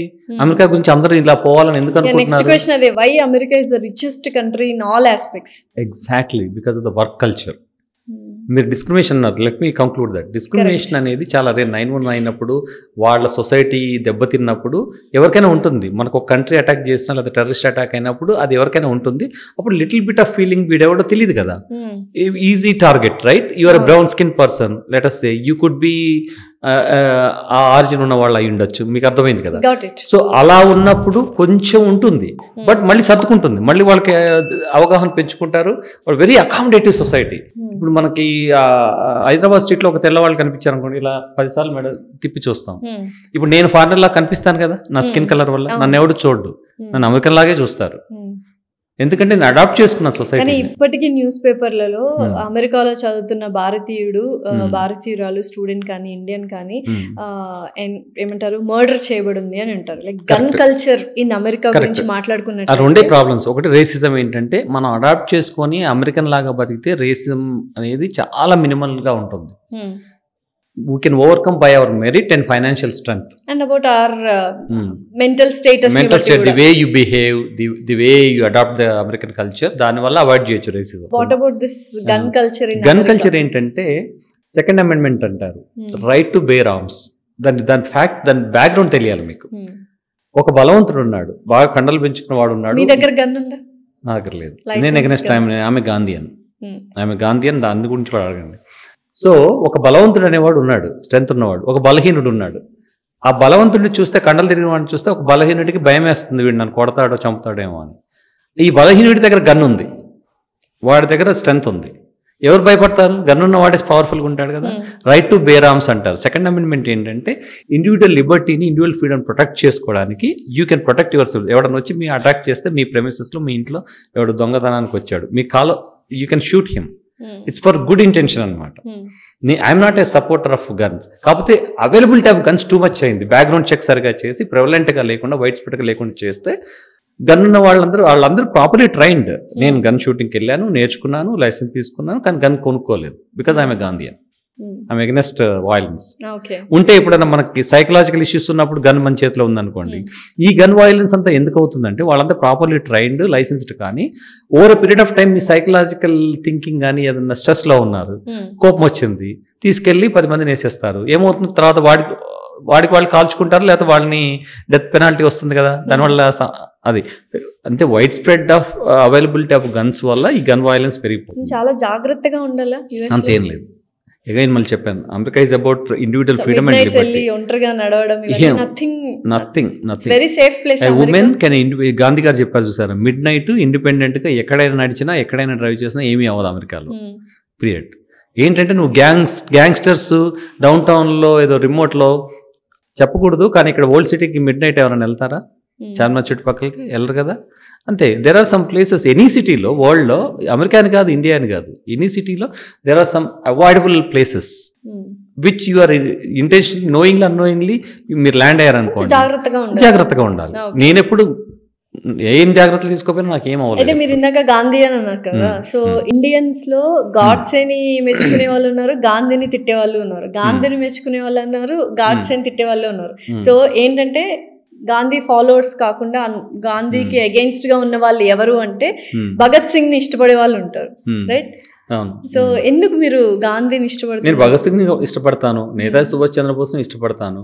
గాంధీని ఎందుకంటే బికాస్ ఆఫ్ ద ప్రిన్సిపల్, సత్యాగ్రహి అంటారు, అహింస, ఒక రక్తపాతం లేకుండా ఒక దేశానికి. అప్పట్లో అహింస అని చెప్పి కొన్ని వెరీ రాంగ్ డెసిషన్స్ తీసుకున్నారు గాంధీ ప్రతి డెసిషన్ లో 2 sides ఉంటాయి. ఎంతమంది మెజారిటీ బెనిఫిట్ అవుతే ఒక 10% సఫర్ అయ్యి 90% బెనిఫిట్ అయితే 90% అనుకూలంగానే డిసిషన్ తీసుకుంటాం మనం. ప్రతి దాంట్లో ఒక ప్రాజెక్ట్ కట్టాలంటే నిర్వాసితులు ఉంటారు, వాళ్ళ ఇల్లు పోతాయి, వాళ్ళ పొలాలు పోతాయి. కానీ ఒక ప్రాజెక్ట్ కడితే కొన్ని లక్షల ఎకరాలకి అంటే సాగునీరు రావచ్చు, హైడ్రా అంటారు. ప్రతి దాంట్లో ఉంటాయి, కానీ దాన్ని ఎలా అకామిడేట్ చేయాలనేది ఆలోచించాలి. అంతేగాని 100% ఏ డిసిషన్ కరెక్ట్ అవ్వదు ఎప్పుడు, అది ఇంపాసిబుల్ అనమాట అందరిని సాటిస్ఫై చేయడం. మన లైఫ్ లో అయినా అంతే, అందరిని సాటిస్ఫై చేసుకుంటా నేను ముందుకు వెళ్తానంటే ముందుకు వెనక్కి వెళ్తావు. సో తెలుగు రాష్ట్రాల రాజకీయాల్ని ఎన్ఆర్ఐ ఇన్వెస్టర్లు డామినేట్ చేస్తున్నారు, వాళ్ళకి నచ్చినట్టుగానే ఇక్కడ కీలుబొమ్మలా ఆడుతున్నారు అనేది ఒకటి మాట్లాడుకుంటూ ఉంటారు. చాలా కొద్ది మంది అండి, 90% ఆఫ్ NRIs కి వాళ్ళకి ఏమి ఇక్కడ రాజకీయాలు ఇంట్రెస్ట్ ఉండదు. వాళ్ళ జీవితాల్లో వాళ్ళు బిజీ, వాళ్ళ పిల్లల చదువులతో బిజీ, వాళ్ళ ఫండింగ్ అంతా వస్తుంది కాబట్టి వాళ్ళ రాజ్యమే ఇక్కడ అని ఏముండదండి. వాళ్ళు వస్తారు, అడిగితే ఇస్తారు అంతే. 90% పట్టించుకోరు అసలుకి. ఆ 10% గ్రీన్ కార్డు మీద ఉండి ఇంకా ఎమ్మెల్యేలు అవ్వాలి, ఎంపీలు అవ్వాలని పెద్ద పెద్ద బిజినెస్ ఉన్న వాళ్ళకి, అంబిషన్స్ ఉన్న వాళ్ళు మాత్రమే ఇన్ఫ్లుయెన్స్ చేస్తున్నారు. నాలాంటి ఆర్డినరీ బిజినెస్ మెన్ ఎవరికి ఏం పట్టింపు ఉండదు. ఇంకా చెప్పాలంటే అక్కడ రాజకీయాల్లో మేము ఇన్వాల్వ్ అవుతాం, ఎందుకంటే అక్కడ సెనేటర్లు అవుతున్నారు, ఇప్పుడు కార్పొరేట్లు అవుతున్నారు, మేము లోకల్గా వాలంటీర్ చేస్తాము. స్టెప్ బై స్టెప్ బిల్డ్ అవకాశం కుదిరితే అక్కడే రాజకీయాలు పొలిటికల్ సిస్టంలో ఎంటర్ అవ్వాలని చూస్తాం తప్పితే ఇక్కడే ఏమి ఉండదు. ఎందుకంటే ఒకసారి సిటిజన్షిప్ తీసుకున్న తర్వాత we pretty much behave like American politics లో. How welcoming they are for Indians? Kamala Harris garu మంచి ప్రశ్న అడిగారు. ఇప్పుడు ఎలక్షన్స్ అవుతున్నాయి, నేను పోయి ఓట్ వేయడానికి తాతాలు ఆడుతున్నాను. రేపు వెళ్తున్నాను, 4th election day, early voting already చాలా మంది చేసేసారు. మేము మా ఇంట్లో 4 ఓట్లు ఉన్నాయి, మా పిల్లలిద్దరు, మేమిద్దరం. కమలా హ్యారిస్ ఆమె డెమోక్రాట్, కానీ ఈసారి అవకాశాలు తక్కువే ఉన్నాయి. కానీ ఆమె బేసికలీ లిబరల్ కాబట్టి డెమోక్రాట్స్కే వేయాలి. అది women, I have 2 daughters, women empowerment, I believe in it. Abortion issues అవన్నీ ఉన్నాయి, దానివల్ల మేము కమలా హ్యారిస్ కి సపోర్ట్ చేస్తాం. సో మిమ్మల్ని వెల్కమింగ్ గానే చేస్తారా వాళ్ళు పాలిటిక్స్ లో? ఓపెన్ గానే చెప్తాము, మాకేమి భయపడాల్సిన పని లేదు. ఇప్పుడు నా పక్కన నైబర్స్ అందరూ ట్రంప్ కేసి నేను కమలా హ్యారిస్ కి వెళ్ళిన నన్ను ఎవడేం థ్రెటన్ చేయలేదు. చెప్పాను కదా, expression, I mean the freedom to express one self. So Indian politics కి అమెరికన్ పాలిటిక్స్ కి ఎంత డిఫరెన్స్ ఉంది? Yeah, we know there is a lot of difference. అంటే ఏదైనా మారితే బాగుండా, లేకపోతే దిస్ ఇస్ రైట్? నేను ఏమంటారు, నక్కకి నాగలోకి ఉన్న తేడా ఉంటే మీరు ట్రంప్ చూసి నవ్వుతారు మీరు. Unfortunately that happen. కాకపోతే ఏంటంటే ఇప్పటికీ కూడా ట్రంప్ గెలిచాడు ఒకసారి, కానీ American democracy is very matured. 250 సంవత్సరాల చరిత్ర ఉంది, వెరీ మెచ్యూర్డ్. ట్రంప్ ఓడగొట్టారు కదా నెక్స్ట్ 4 years. ఇక్కడేంటి సెకండ్ టర్మ్, థర్డ్ టర్మ్ కూడా వచ్చిన వాళ్ళే వస్తారు ఒక ఎమోషన్ మీద. అక్కడ అట్లా కాదు, ఒకసారి అతను రాంగ్ చేశాడంటే అంతే, దే టీచ్ ఎ లెసన్. ఇప్పుడు కూడా ఏంటంటే is change in man, economy మళ్ళీ వాళ్ళకి ఇచ్చారు అవకాశం. అప్పుడు ఎకానమీ సరిగ్లేదు. America is all about economy and jobs, market economy. Trump ఉంటే బాగా చేశాడని టైంలో బాగుంది అనుకొని అతని మీద కేసులున్నా కూడా ఎక్స్క్యూజ్ చేసి అతన్ని గెలిపించే అవకాశాలు ఉన్నాయి. సో మరి పొలిటికల్ సిస్టమ్ లో జనాలు మారాలా, లేకపోతే పొలిటీషియన్స్ మారాలా? ఇద్దరు. జనాలు ఏంటంటే కంటిన్యూస్ గా ఈ వీళ్ళకే ఇస్తాను. ఇప్పుడు నాకు కనుక ఒకవేళ నిక్కీ హేలీ అని ఇందాక చెప్పారు భారతీయులు ఎలా సక్సెస్ఫుల్ అవుతున్నారని. కమలా హ్యారిస్ హాఫ్ ఇండియన్, వాళ్ళ మదర్ తమిళియన్. ఆ తర్వాత Democrat presidential candidate half Indian, half black. Already వచ్చినట్టే కదా ప్రెసిడెంట్ దాకా. Plus vice presidential candidate JD Vance అని ఉన్నారు, ఇది రిపబ్లికన్. వాళ్ళ వైఫ్ ఉషా వ్యాన్స్ చిల్కూరి, తెలుగమ్మాయి. అంటే వాళ్ళ పేరెంట్స్ మాలాగా మైగ్రేట్ అయ్యారు. సో ఇక్కడ వైస్ ప్రెసిడెన్షియల్ వైఫ్ ఏమో తెలుగమ్మాయి, అక్కడ ప్రెసిడెన్షియల్ డెమోక్రటిక్ క్యాండిడేట్ ఏమో హాఫ్ ఇండియన్. సో ఆల్రెడీ చాలా కాంపిటేటివ్గా, చాలా మనకున్న 1%, 2% ఇండియన్ పాపులేషన్కి వాళ్ళు పొలిటికల్గా హై అచీవర్స్, హైలీ సక్సెస్ఫుల్. ఎక్కడో మెల్లగా ఇండియన్స్ అన్ని ఆస్పెక్ట్స్, అన్ని జోనర్స్లో అమెరికాను ఆక్రమించేస్తున్నారు దాన్ని ఆక్రమించడం అన్నారు. It's merit based society. It's not in America loves it. America loves merit. That's what you have to understand. It's like మనం వచ్చి ఇక్కడ ఏదో ఏమంటారు వీళ్ళందరినీ మీరు అన్నారు చూసారు ఆక్రమించేస్తున్నారు. ఇట్స్ నాట్ అంటారా? కాంకర్ అని చెప్పనా? పాలిష్డ్ గా కాంకరింగ్ అని చెప్పాను. కాంకరింగ్ కాదు, because of our merit. America ఇప్పుడు మెక్సికన్స్, బ్లాక్స్ వీళ్ళందరూ మనంత సక్సెస్ఫుల్ ఎందుకు అవ్వలేదు? మనం దూరంగా ఇంత 7 సముద్రాలు దాటి వెళ్ళినప్పుడు ఎలాంటి వాళ్ళు వెళ్ళినాము? అమెరికా నుంచి వెళ్ళిన వాళ్ళంతా డాక్టర్లు, ఇంజనీర్లు, సైంటిస్టులు from top most universities, highly merit based. ఇప్పుడు రీసెంట్గా వచ్చిన వాళ్ళ గురించి వదిలేయండి, కొన్ని ఇందాక మాట్లాడుకున్నాం. డబ్బా కాలం నుంచి వస్తే మనం ఏం చేయలేం. But it's purely merit based. At least engineering degree ఉన్న వాళ్ళే వస్తున్నారు కదా, ఏలు ముద్ర వాళ్ళు రావట్లేదు కదా. సో ప్యూర్లీ మెరిట్ బేస్డ్ కాబట్టి ఆబ్వియస్గా అక్కడికి వెళ్ళిన తర్వాత మన వాళ్ళు చేసే జాబ్స్ ఏంటి? White colour jobs. మన యావరేజ్ ఫ్యామిలీ ఇన్కమ్ వచ్చేసి 100K పైన ఉంటుంది. ఇది ఇండియన్స్కి average wife and husband average income అంటారు కదా, యావరేజ్ ఫ్యామిలీ ఇన్కమ్. అదే అమెరికన్కి 55-60K కన్నా ఉండదు. అక్కడే తేడా తెలుస్తుంది. We're the richest ethnic community in America. So ఇప్పుడు మీరు 50 years ఆఫ్ ఏజ్ రీచ్ అయిన తర్వాత పిల్లలందరూ పెద్దవాళ్ళు అయ్యారు, they can take care of themselves అన్నప్పుడు అంత ఇండియా మీద ఇష్టం ప్రేమ ఉంది అని ఎన్ఆర్ఐలు చాటి చెప్పుకుంటుంటారు కదా. అటువంటి ఏజ్ ఉన్న వాళ్ళు, అటువంటి సెటిల్మెంట్ అయిపోయిన పిల్లల దగ్గర నుంచి వచ్చేసి ఇండియాలో ఇండియన్స్ ని డెవలప్ చేయడం కానీ, ఎకానమీని ఇక్కడ డెవలప్ చేయడం కానీ, ఇక్కడ బిజినెస్ లు పెట్టడం కానీ, ఇక్కడ కమ్యూనిటీస్ ని పైకి తీసుకురావడం కానీ ఆలోచన మీ కమ్యూనిటీలో, ఎన్ఆర్ఐ కమ్యూనిటీలో జరుగుతుంది. సో ఎటువంటి వర్క్స్ చేస్తున్నారు? ఇప్పుడు చాలా మంది నాట్ ప్రాఫిట్స్ వర్క్ చాలా మంది చేస్తున్నారండి. ఇప్పుడు ఐటీ కంపెనీలు ఇప్పుడు అక్కడ ఎస్టాబ్లిష్ అయిన వాళ్ళందరికీ ఇప్పుడు మన హైటెక్ సిటీలో కానీ చాలా మందికి ఆఫ్షోర్ కంపెనీస్ ఉంటాయి, ఎంప్లాయ్మెంట్ జనరేట్ చేస్తున్నారు. అదొకటే కాదు, రియల్ ఎస్టేట్ ఇన్వెస్ట్ చేసి ప్రైసులు పెంచి ఇక్కడ వాళ్ళకి అందుబాటులో లేకుండా చేస్తున్నారని కూడా అనుకోవచ్చు. పాజిటివ్ నెగిటివ్స్ ఎప్పుడూ ఉంటాయి. సో ఇక్కడ ఎఫర్డబిలిటీ పడిపోతుంది కదా ఎన్ఆర్ఐలు అందరూ కొనుక్కుంటే. కాబట్టి ఇక్కడ ఉద్యోగావకాశాలు క్రియేట్ చేస్తున్నారు, ముఖ్యంగా ఐటీలో. కొందరు ఇండస్ట్రీస్ పెడుతున్నారు. కొందరు ఏంటంటే ఇప్పుడు నాలాగా మేము సోషల్ సర్వీస్ చేసేవాళ్ళం, స్కూల్స్ కట్టించడం, వాళ్ళ రూట్స్ ఉంటాయి కదా, వాళ్ళ నేటివ్ విలేజ్లో హెల్ప్ చేయడము, పూర్ వాళ్ళకి అనాథాశ్రమాలు కట్టించడం, ఆర్ఫనేజ్లు కట్టడం, వృద్ధాశ్రమాలు కట్టించడం, స్కూల్స్ కట్టించడం, హాస్పిటల్ కట్టించడం, అలాంటివన్నీ చేసేవాళ్ళు ఉన్నారు. చాలా మంది NRIs they are giving back to their native places. అది వాళ్ళందరూ ఎన్ఆర్ఐలు తలుచుకుంటే ప్రతి విలేజ్ లో ఒక 20-30 మంది ఎన్ఆర్ఐస్ ఉన్నారు. ఇప్పుడు ప్రతి ఎన్ఆర్ఐ తలుచుకుంటే India will be developed countries full. అంతే అంటే 100%. సో మీరు స్కూల్ కట్టించాను అన్నారు కదా, ఈ మధ్య వాట్ వాస్ ద ప్రాజెక్ట్? అంటే అదేంటంటే మా నాన్నగారు ఒక స్కూల్లో హై స్కూల్ హెడ్ మాస్టర్ లాగా పనిచేశారు. 18 సంవత్సరాలు అక్కడే రిటైర్ అయ్యారు. నేను తెలుగు మీడియంలోనే చదువుకున్నాను. జిల్లా పరిషత్ ఉన్నత పాఠశాల నల్లగొండ జిల్లా. తను బతుకు తెలుగు పట్టచేత పట్టుకుని అమెరికాలో వచ్చినట్టు ఆంధ్ర నుంచి తెలంగాణలో వచ్చి అక్కడ జాబ్ చేశారు. చేసిన తర్వాత అక్కడ మా అమ్మ నాన్న ఇద్దరు టీచర్లు. మా నాన్నగారు ఉన్న Zilla Parishad high school head master retire అయిన తర్వాత ఆయన 2010లో చనిపోయారు. కొద్దిగా నేను ఆర్థికంగా వెసులుబాటు వచ్చిన తర్వాత, స్థిమిత పడిన తర్వాత ఆయన పేరు చిరస్థాయిగా ఉండే విధంగా ఆయన పేరు మీద నేను ఒక జిల్లా పరిషత్ ఉన్నత పాఠశాల కట్టించి అంగరంగ వైభవంగా ఊరంతా పిలిచి భోజనాలు పెట్టి పెద్ద ఎత్తున రాజకీయ నాయకుల్ని, కళాకారుల్ని కూడా పిలిచి పెద్ద కార్యక్రమం చేశాం 2 సంవత్సరాల క్రితం. బాగా రన్ అవుతుంది. పక్క వెళ్ళాను మొన్న దసరా రోజు వెళ్ళాను ఆ ఊరికి కలవడానికి. దసరా ఇక్కడ పెద్ద పండుగ కదా తెలంగాణలో, జమ్మి పెట్టుకోవడం అంతా వెళ్ళి అందరిని పలకరించి స్కూల్ బిల్డింగ్ ఎలా ఉందో ఒకసారి చూసి. అన్ఫార్చునేట్లీ ఇందాక మనం అనుకున్నట్టు English medium, Telugu medium government స్కూల్లో ఎక్కువ మంది చేరట్లేదు. మామూలు స్తోమత లేని వాళ్ళు కూడా టౌన్కి పంపించి ప్రైవేట్ స్కూల్ చేర్పిస్తున్నారు. Unfortunately government schools are better.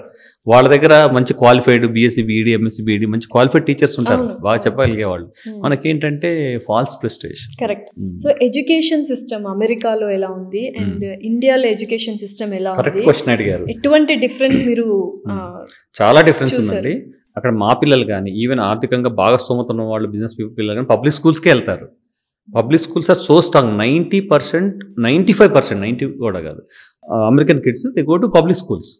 ఎందుకంటే మేము ట్యాక్స్లు కడతాం, మా ప్రాపర్టీ ట్యాక్సెస్ అవన్నీ 70%. ఇప్పుడు హౌస్ ట్యాక్సెస్ ఉంటాయి కదా, 70% స్కూల్ డిస్ట్రిక్ట్స్కి వెళ్తాయి.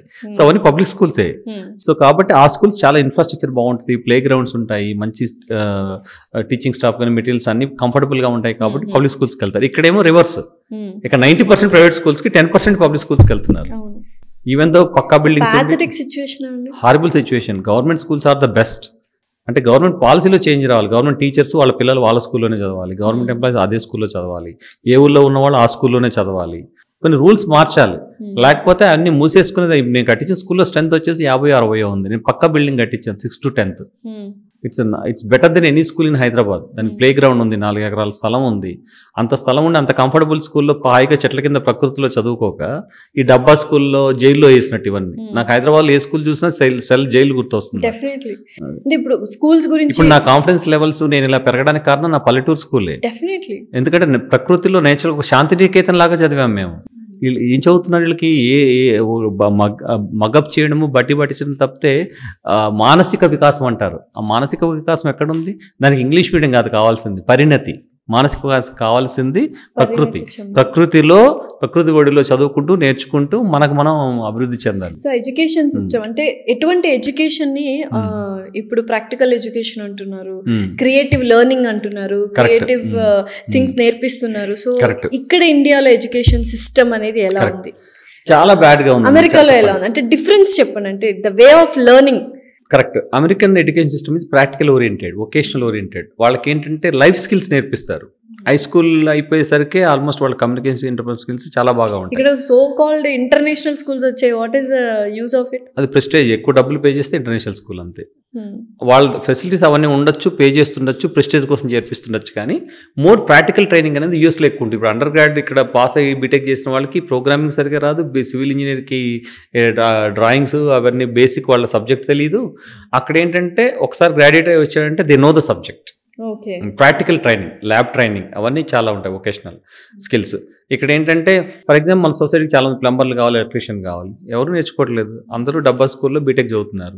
నా గర్క నా ఘాట్కా అంటాడు. వాడికి ఇటు సాఫ్ట్వేర్ జాబ్ రాదు, అటు లైవ్లీహుడ్ ఉండదు. సో ఇప్పుడు ఇంకా అంటే మామూలుగా కొన్ని ట్రోల్స్ లో కానీ మీమ్స్ లో కానీ చూస్తుంటాం, ఎన్ఆర్ఐ పరిస్థితులు కానీ లేకపోతే యుఎస్ లో స్టూడెంట్స్ వెళ్ళినప్పుడు ఇదేం బతుకురా బాబు, ఇండియాలో హ్యాపీగా దర్జాగా బతికే వాళ్ళం అని చాలా మంది ట్రోల్స్ మీమ్స్ చేస్తూ ఉంటారు. Reels how true it is? నిజంగానేనా? ఇప్పుడు వచ్చిన ఇప్పుడు మాలాంటి వాళ్ళ గురించి కాదు, అది ఆల్రెడీ వెల్ సెటిల్డ్. ఇప్పుడు వస్తున్న వాళ్ళ గురించి, దిస్ యంగర్ జనరేషన్. ఇందాక చెప్పా కదా, వాళ్ళకి సరిగ్గా జాబులు లేవు, స్కిల్స్ లేవు. అందుకే ఆర్ట్ జాబ్స్ చేస్తూ ఏదో కష్టపడుతున్నారు. టేబుల్ తుడుస్తున్నారు, సర్వీస్ చేస్తున్నారు, కిచెన్ లో పని చేస్తున్నారు, అన్ని కడుగుతున్నారు, తుడుస్తున్నారు, అన్ని చేస్తున్నారు. So no difference. ఇప్పుడు సింపుల్ గా ఒక సింపుల్ మీకు అనాలజీ అంటారు, అనాలజీ ఇస్తాను మీకు. ఇక్కడ మన వాళ్ళకి ఎప్పుడు వైట్ కలర్ జాబ్సే కావాలి, చిన్న చిన్న జాబ్స్ కావాలి. ముఖ్యంగా తెలుగు వాళ్ళకి అరోగం ఉంది. ఏది దొరికితే అది చేస్తూ ఒక్కొక్క మెట్టు ఎక్కుకుంటూ వెళ్దాం అనుకో.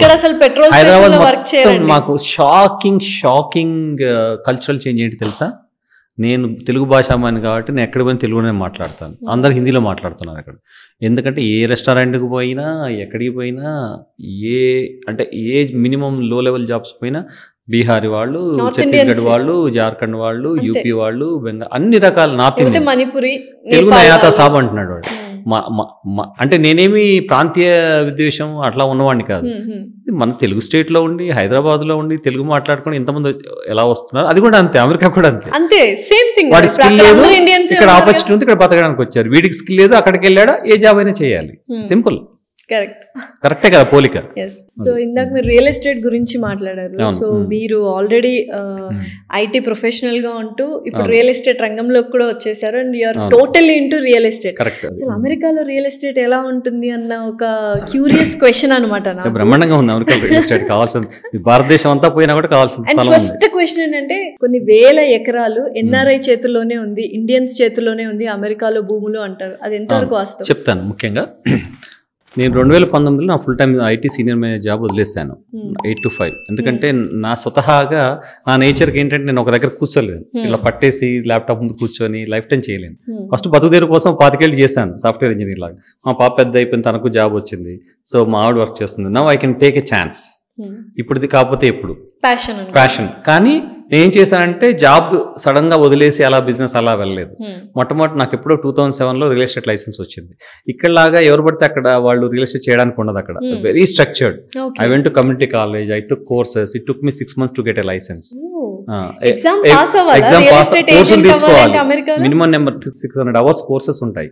ఆ కోర్సులు తీసుకోవాలి, టెస్ట్ రావాలి, టెస్ట్ పాస్ అవ్వాలి, తర్వాత అప్లై చేయాలి, యాక్టివేట్ చేయాలంటే. ఇదంతా ఒక 3 months to 6 months మినిమం పడుతుంది లైసెన్స్ రావడానికి.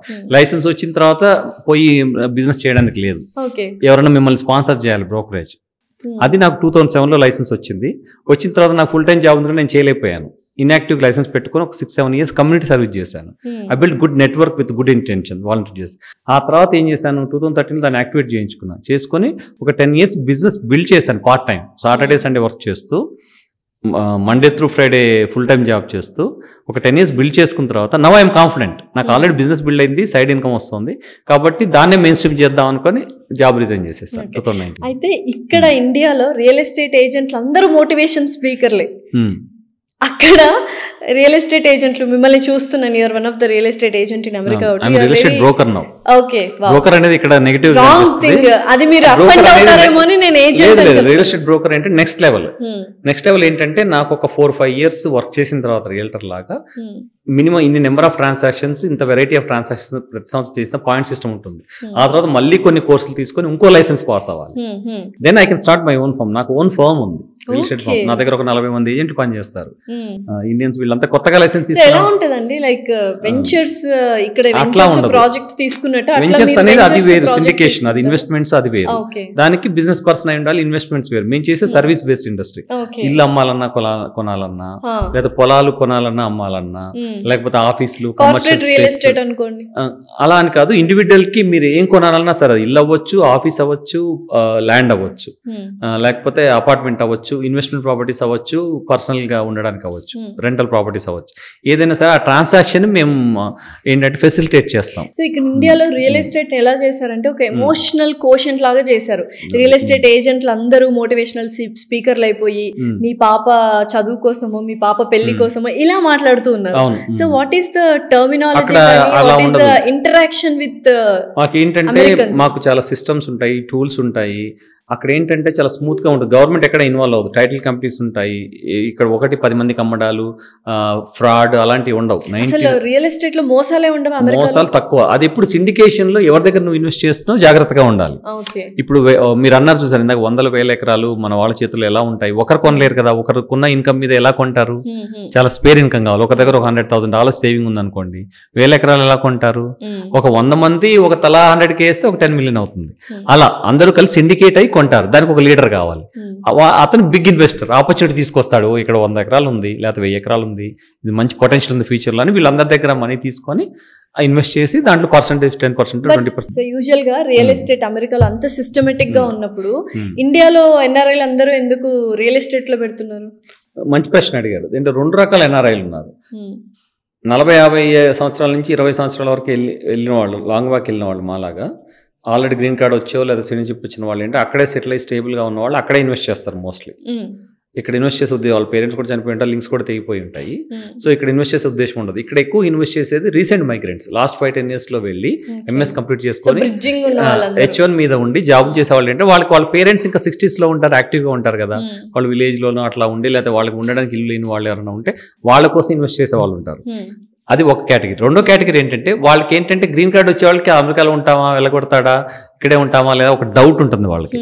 అలాంటప్పుడు ఏంటి, ఇక్కడ బ్యాకప్ కొంత బిల్డ్ చేసుకుందాం అనే ఉద్దేశంతో ఇక్కడ ఇన్వెస్ట్ చేస్తారు. అర్థమైంది కదా. ఒకసారి గ్రీన్ కార్డ్ వచ్చాక వాళ్ళ థింకింగ్ మారిపోతుంది. ఇప్పుడు పాత రోజుల్లో మా టైంలో ఇలా గ్రీన్ కార్డ్ రాకుండా ఇన్వెస్ట్ చేసిన వాళ్ళు ఇప్పుడు స్ట్రగుల్ అవుతున్నారు. ఆ ప్రాపర్టీస్ ఇక్కడ సేల్ చేసి మళ్ళీ ఇక్కడ ట్యాక్సీలు కట్టి ఇక్కడ వైట్ బ్లాక్ అంత స్ట్రైట్ ఫార్వర్డ్ కాదు కదా, ఇదంతా డీల్ చేసుకొని అమెరికాకి తీసుకెళ్ళడానికి తలపురాన్ని తోకొస్తుంది. అందుకని ఇప్పుడు H1 మీద ఉన్న వాళ్ళు కూడా అసలు ముందే రియలైజ్ అయిపోయి మా జనరేషన్ చూసి అక్కడ ఇన్వెస్ట్ చేయడం స్టార్ట్ చేశారు. సో ఇక్కడ ఇండియన్స్ లో వైట్ మనీ, బ్లాక్ మనీ అనేది వెరీ కామన్. అమెరికాలో white money, white money, black money లేదా every dollar is accountable, every dollar taxable means taxable, that's it. That's why America is progressing. Everything is transparent, everything is white, everybody. But చాలా మంది jobs cash in hand ఇచ్చేస్తున్నారు అని వింటున్నాం కదా. అట్లాంటివి ఇందాక చెప్పాం కదా, ఆర్ట్ జాబ్స్ అలాంటివి, ఎందుకంటే ఇల్లీగల్ కాబట్టి. అంతే, అంత తప్పితే ఏం లేదు. ప్రాపర్ పేరోల్ మీద అలాంటివి ఏమి ఉండవు. సో రియల్ ఎస్టేట్లో ఉన్న ఒక్క చేంజ్, అమెరికాలో ఉన్న ఒక్క చేంజ్ ఇక్కడ వస్తే బాగుండు అని ఫీల్ అయ్యేది ఏంటి? ఖచ్చితంగా ఇప్పుడు నాకు బ్రోకరేజ్ కంపెనీ ఉందని చెప్పాను కదా, నా కంపెనీ పేరు కూడా R2 Realty LLC. ఓకే, నా దగ్గర ఒక 40 మంది ఏజెంట్లు పనిచేస్తున్నారు. అక్కడ సిస్టమ్ ఎలా వర్క్ అవుతుందంటే, ప్రతిదానికి లైసెన్స్ అని చెప్పాను. ఒకసారి లైసెన్స్ వచ్చిన తర్వాత లైఫ్ టైం కాదు, మళ్ళీ ఎవ్రీ 2 years మళ్ళీ కోర్సులు తీసుకుని దాన్ని రిన్యూ చేసుకోవాలి. ఎలాగ మెడికల్ లైసెన్స్ ఇది కూడా అంతే చేసుకోవాలి. ఆ తర్వాత అక్కడ ఒక చేంజ్ మీరు అడిగింది ఏంటంటే ముఖ్యంగా ఇక్కడ అందరికి ఇప్పుడు ఇక్కడ చాలా ఇష్యూస్ అవుతున్నాయి, హైడ్రా అని మూసి కొందరికి లీగల్ గా కొన్న వాళ్ళు కూడా వాడు బిల్డర్ ఏదో అమ్మేస్తాడు, ఆ తర్వాత ఎవరు సఫర్ అయ్యేది మిడిల్ క్లాస్ వాళ్ళకి తెలియదు పాపం దాంట్లో ఫ్రాడ్ ఉందనో టైటిల్ ప్రాబ్లం ఉందనో తెలియదు. అమెరికాలో 99% ఆ ప్రాబ్లం ఉండదు. అక్కడ ఏంటంటే they are protected by insurance, title insurance అంటారు. Single most change in real estate transactions is title insurance. ఇప్పుడు మనం ఎవరైనా పోతే లైఫ్ ఇన్సూరెన్స్ ఎలా ఉంటుంది, లేకపోతే ఆటోకి ఏమైనా యాక్సిడెంట్ అయితే యువర్ కాంపిటెంట్ ఇన్సూరెన్స్ వాడు పే చేస్తాడు డ్యామేజ్. అలాగే ల్యాండ్ నువ్వు కొన్నది, లేకపోతే అపార్ట్మెంట్ కొన్నావు, ఇల్లు కొన్నావు, ల్యాండ్ కొన్నావు, నీ స్థలం కొన్నావు, దానికి టైటిల్ ఇన్సూరెన్స్ ఉంది అనుకోండి, ఫ్రాడ్ అయితే ఇన్సూరెన్స్ పే చేస్తుంది మీకు. అమెరికాలో every property is protected by title insurance 100%. అవి కూడా గవర్నమెంట్ ఇన్వాల్వ్ అవ్వదు, టైటిల్ కంపెనీలు కూడా ప్రైవేటే ఉంటాయి. So that's a single most change. Actually government ఉన్నది కాబట్టి ప్రైవేట్ కంపెనీస్ ఎంతవరకు నమ్మొచ్చు? Private companies are reliable. ఇప్పుడు మరి ఐసిఐసిఐ బ్యాంక్ లో డబ్బులు ఎందుకు దాచుకుంటున్నారు? ప్రైవేటే కదా. రిలయన్స్ ప్రైవేటే కదా. Because private entrepreneurship is by competition and by merit. ఇక్కడ ఇండియాలో రియల్ ఎస్టేట్ లో ప్లాట్ కొంటే బెటరా, ఫ్లాట్ కొంటే బెటరా, విల్లా కొంటే బెటరా, కమర్షియల్ స్పేస్ కొంటే బెటరా అని అడుగుతుంటారు కదా. సో అక్కడ అమెరికాలో రియల్ ఎస్టేట్ లో ఏ జోనర్ లో ఇన్వెస్ట్ చేస్తే బెటర్? అంటే మొట్టమొదటి ఫస్ట్ అందరూ చేసేది ఒక ఇల్లు మంచి బెస్ట్. ఇక్కడ అపార్ట్మెంట్ కాస్ట్ లో అక్కడ ఇల్లు independent house with big yard వచ్చేస్తుంది. అది కంఫర్టబుల్. ఒక పే స్టబ్ ఉంటే చాలు, ఒక ఇన్కమ్ ఉన్న వైఫ్ అండ్ హస్బెండ్ లో ఎవరికొకరికి జాబ్ ఉన్నా కూడా కంఫర్టబుల్ గా మంచి విల్లా కొనుక్కోవచ్చు అక్కడ. Because this lot of land, lot of resources. ఎన్ని కోట్లు అండి ఒక విల్లా కరెంట్ ప్రైస్ మార్కెట్?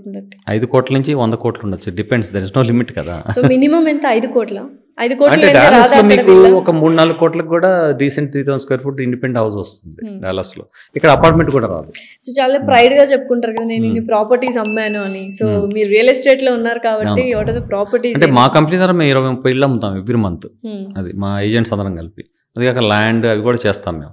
కాకపోతే అక్కడ తేడా ఏంటంటే ఫస్ట్ మీరు ఇందాక క్వశ్చన్ కి పూర్తి సమాధానం అంటే ఇల్లు కొనుక్కుంటాం ఫస్ట్ ఉండడానికి. అది ఫస్ట్ ఇన్వెస్ట్మెంట్. తర్వాత ఎక్స్ట్రా ఇన్కమ్ ఉంటే ఇద్దరు వర్క్ చేసి పేరు ఇన్కమ్ ఉంటే ఒక రెంటల్ ప్రాపర్టీ, ఒక చిన్న ఇల్లు అపార్ట్మెంట్ ఏదో టౌన్ హోమ్ కొనుక్కొని రెంట్కి ఇస్తే కొంత ఇన్కమ్ వస్తుంది. అది సెకండ్ ప్రిఫరెన్స్. అది సింపుల్, లో ఓవర్ హెడ్ అనమాట. Anybody can manage rental house. Next complication ఏంటంటే రిటైల్ స్ట్రిప్ మాల్స్ బిజినెస్ ఉంటాయి చూసారా, అవి కానీ ఆఫీస్ స్పేస్ కానీ కొంటారు. ఇప్పుడు ఆఫీస్ స్పేస్ కొంచెం డల్ గా ఉంది, అందరూ వర్కింగ్ ఫ్రమ్ హోమ్ రిమోట్ అయ్యేసరికి ఆఫీస్ స్పేస్ డిమాండ్ లేదు పెద్దగా. ఓన్ బిజినెస్ ఉన్న వాళ్ళు ఆఫీస్ స్పేస్ కొనుక్కుంటారు, నా ఓన్ ఆఫీస్ ఉంది అలా అనమాట. ఆ తర్వాత ల్యాండ్ ఇప్పుడు ఓఆర్ఆర్ కి అవుట్స్కర్ట్స్ అలా అక్కడ కూడా అలాగే ఉంటాయి కదా, ఈ రోడ్డు ఆ రోడ్డు అని ఉంటుంది కదా. అంటే అక్కడ కూడా మీకు ఫ్యూచర్ డెవలప్మెంట్ ఏరియాలో ల్యాండ్ లో ఇన్వెస్ట్ చేశారు అనుకోండి, అది ఈజీ గ్రోత్. అక్కడ టాక్సెస్ కూడా పెద్దగా ఉండవు, యాగమిషన్ ఉంటుంది. దానివల్ల ఏంటంటే ఆ ల్యాండ్ కొనేసుకొని ఒక 5 years 10 years హోల్డ్ చేస్తే రిటైర్మెంట్ పనికి వస్తుంది, పిల్లల పెళ్లికి పనికి వస్తుంది, అలా ఆలోచిస్తారు. మనకి ఇక్కడ మైండ్ సెట్ అక్కడ ఉంటుంది. అది సో ఇక్కడ రియల్ ఎస్టేట్ లో ఏంటంటే ఇండియాలో అమ్యూనిటీస్, ఫెసిలిటీస్, కనెక్టివిటీ, యాక్సెసిబిలిటీ అని ఉంటాయి కదా. సో అక్కడ ఏంటి అమ్యూనిటీస్ అంటే ఏమి ఇస్తారు, ఫెసిలిటీస్ అంటే? మంచి ప్రశ్న అడిగారు. ఇక్కడ ఇంత డెవలప్ అయింది, హై రైజ్ అయింది, ఇంత ఓఆర్ఆర్లు వచ్చాయి, ఆర్ఆర్ఆర్లు వచ్చాయి, ఇంత వచ్చినా కూడా మాకు మోటివేషన్ రావట్లేదు. ఎందుకంటే ప్లాన్ డెవలప్మెంట్ అనేది స్టిల్ ల్యాకింగ్. మీకు ఒక రోడ్డు తవ్వుతాడు, ఒకడు మూస్తాడు, ఒకటి తవ్వుతాడు. మళ్ళీ సబ్స్టాన్షియల్ అండ్ కన్సిస్టెన్సీ అనేది లేదు. కన్సిస్టెంట్ గా infrastructure is very important. High rise కట్టుకుంటే కింద గోతులు ఉన్నాయనుకోండి, కింద వాటర్ లీక్ అవుతుంది అనుకోండి, కింద డ్రైనేజ్ సరిగ్గా లేదనుకోండి, ఆకాశంలో ఉంటారా మీరు? భూమి మీద కదా ఉండాల్సింది. మీరు అద్దాల మేడలో అలా ఉండలేరు. బయట చుట్టూ మురికి వాడలు ఉంటే, అద్దాల మేడలు ఉంటే ఏంటి ఉపయోగం? సమాజం అంతా కన్సిస్టెంట్ గా డెవలప్ అవ్వాలి. అక్కడ ఏంటంటే ఒక మామూలు ఉద్యోగి కూడా ఒక కారు ఉంటుంది, ఒక ఇల్లు ఉంటుంది, ఒక మినిమం బేసిక్ నీడ్స్ అనేవి ప్రతి వాళ్ళకి ఫుల్ఫిల్ అవుతాయి. ఏంటంటే ఒక కమ్యూనిటీ డెవలప్ చేసి అక్కడ ముందు అండర్ గ్రౌండ్ కేబుల్స్ వేస్తారు, అండర్ గ్రౌండ్ ఎలక్ట్రిసిటీ లైన్స్ వేస్తారు, అండర్ గ్రౌండ్ డ్రైనేజ్ బిల్డ్ చేస్తారు, రోడ్స్ వేస్తారు. అక్కడ ల్యాండ్ లో అన్ని అయిపోయిన తర్వాత ఇల్లు కట్టడం స్టార్ట్ చేస్తారు. ఇక్కడ ముందు ఇల్లు కట్టి మిగతా తర్వాత చేస్తారు. That is very wrong actually. అలా చేయకూడదు, రివర్స్ అనమాట. ఇక్కడ ఏదో కోట్లు 10 కోట్లు 5 కోట్లు అని చెప్తాం, ఊరుకోట్లో రోడ్లు లేవు సరిగా వెళ్ళడానికి, ఆ కాలనీకి వెళ్ళడానికి. అలా ఎన్ని కాలనీల్లో వెళ్ళి చూసాను నేను. అయితే ఇప్పుడు రియల్ ఎస్టేట్ చాలా వాస్ట్ అయిపోయింది. ప్రతి చోట ఎక్కడ కార్నర్ ఆఫ్ హైదరాబాద్ ఎక్కడ చూసినా వెంచర్స్ స్టార్ట్ అవుతున్నాయి. బట్ నేను వినేది అమెరికాలో ఒక ప్లేస్ అయిపోయిన తర్వాతనే ఇంకో ప్లేస్ కి వెళ్తారు. ఆ వెంచర్ ఫుల్ కంప్లీట్ అయిన తర్వాతనే నెక్స్ట్ సేల్ అయినా సెల్లింగ్ అయినా మార్కెట్ లో తీసుకురావడం అయినా అని అక్కడ క్రేజీ బయింగ్ ఉండదు. It's all demand and supply. Plus అమెరికాలో అప్స్ అండ్ డౌన్స్ కూడా ఉంటాయి.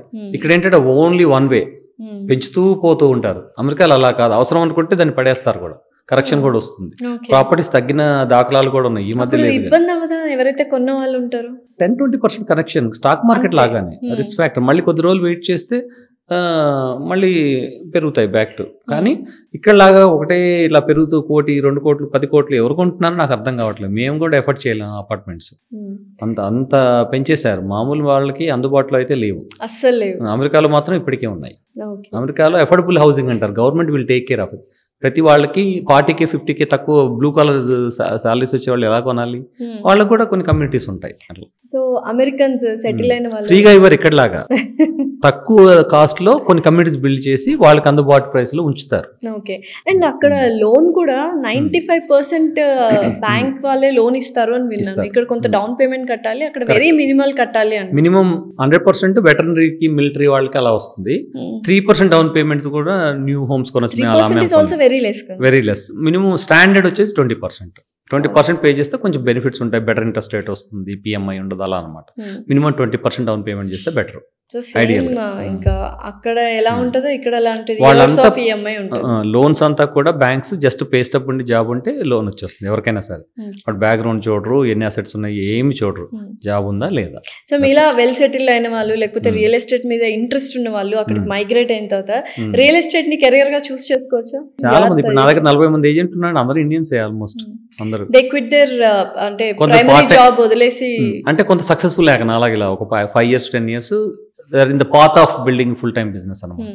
సో డెఫినెట్ గా ఫుల్ టైం చేసేవాళ్ళు ఉన్నారు. ఎక్కువ లేడీస్ వాళ్ళంతా కూడా ఫుల్ టైం చేసేవాళ్ళు ఉన్నారు. హౌస్ వేసుకుంటే బదులు లైసెన్స్ తీసుకొని become full time agents if they are active and marketing తెలిసి ఉండాలి కదా, ప్రాపర్ గా ప్రజెంట్ చేయాలి, కస్టమర్ సర్వీస్ ఇవ్వాలి. So highly customer service oriented business. ఒక 5 years down the line Anant గారు అమెరికాలో ఏం చేయాలనుకుంటున్నారు, ఇండియాకి ఏం చేయాలనుకుంటున్నారు? అమెరికాలో ఇండియాకి డిఫరెన్స్ తప్పకుండా అండి.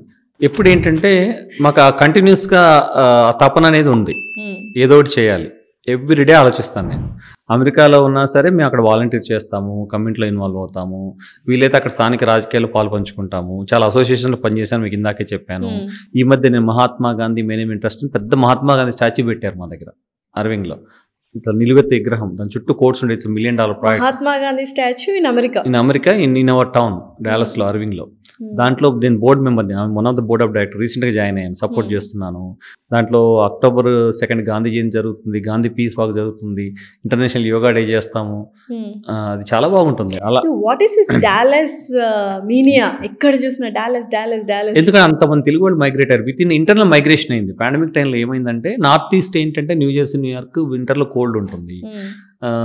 చికాగో ఇలాంటి ఏరియాల నుంచి, సియాటిల్ నుంచి, కోల్డ్ ఏరియాస్ నుంచి బాగా మోయారు. ఎందుకంటే అది బెంగళూరు, హైదరాబాద్ అలా టెంపరేచర్.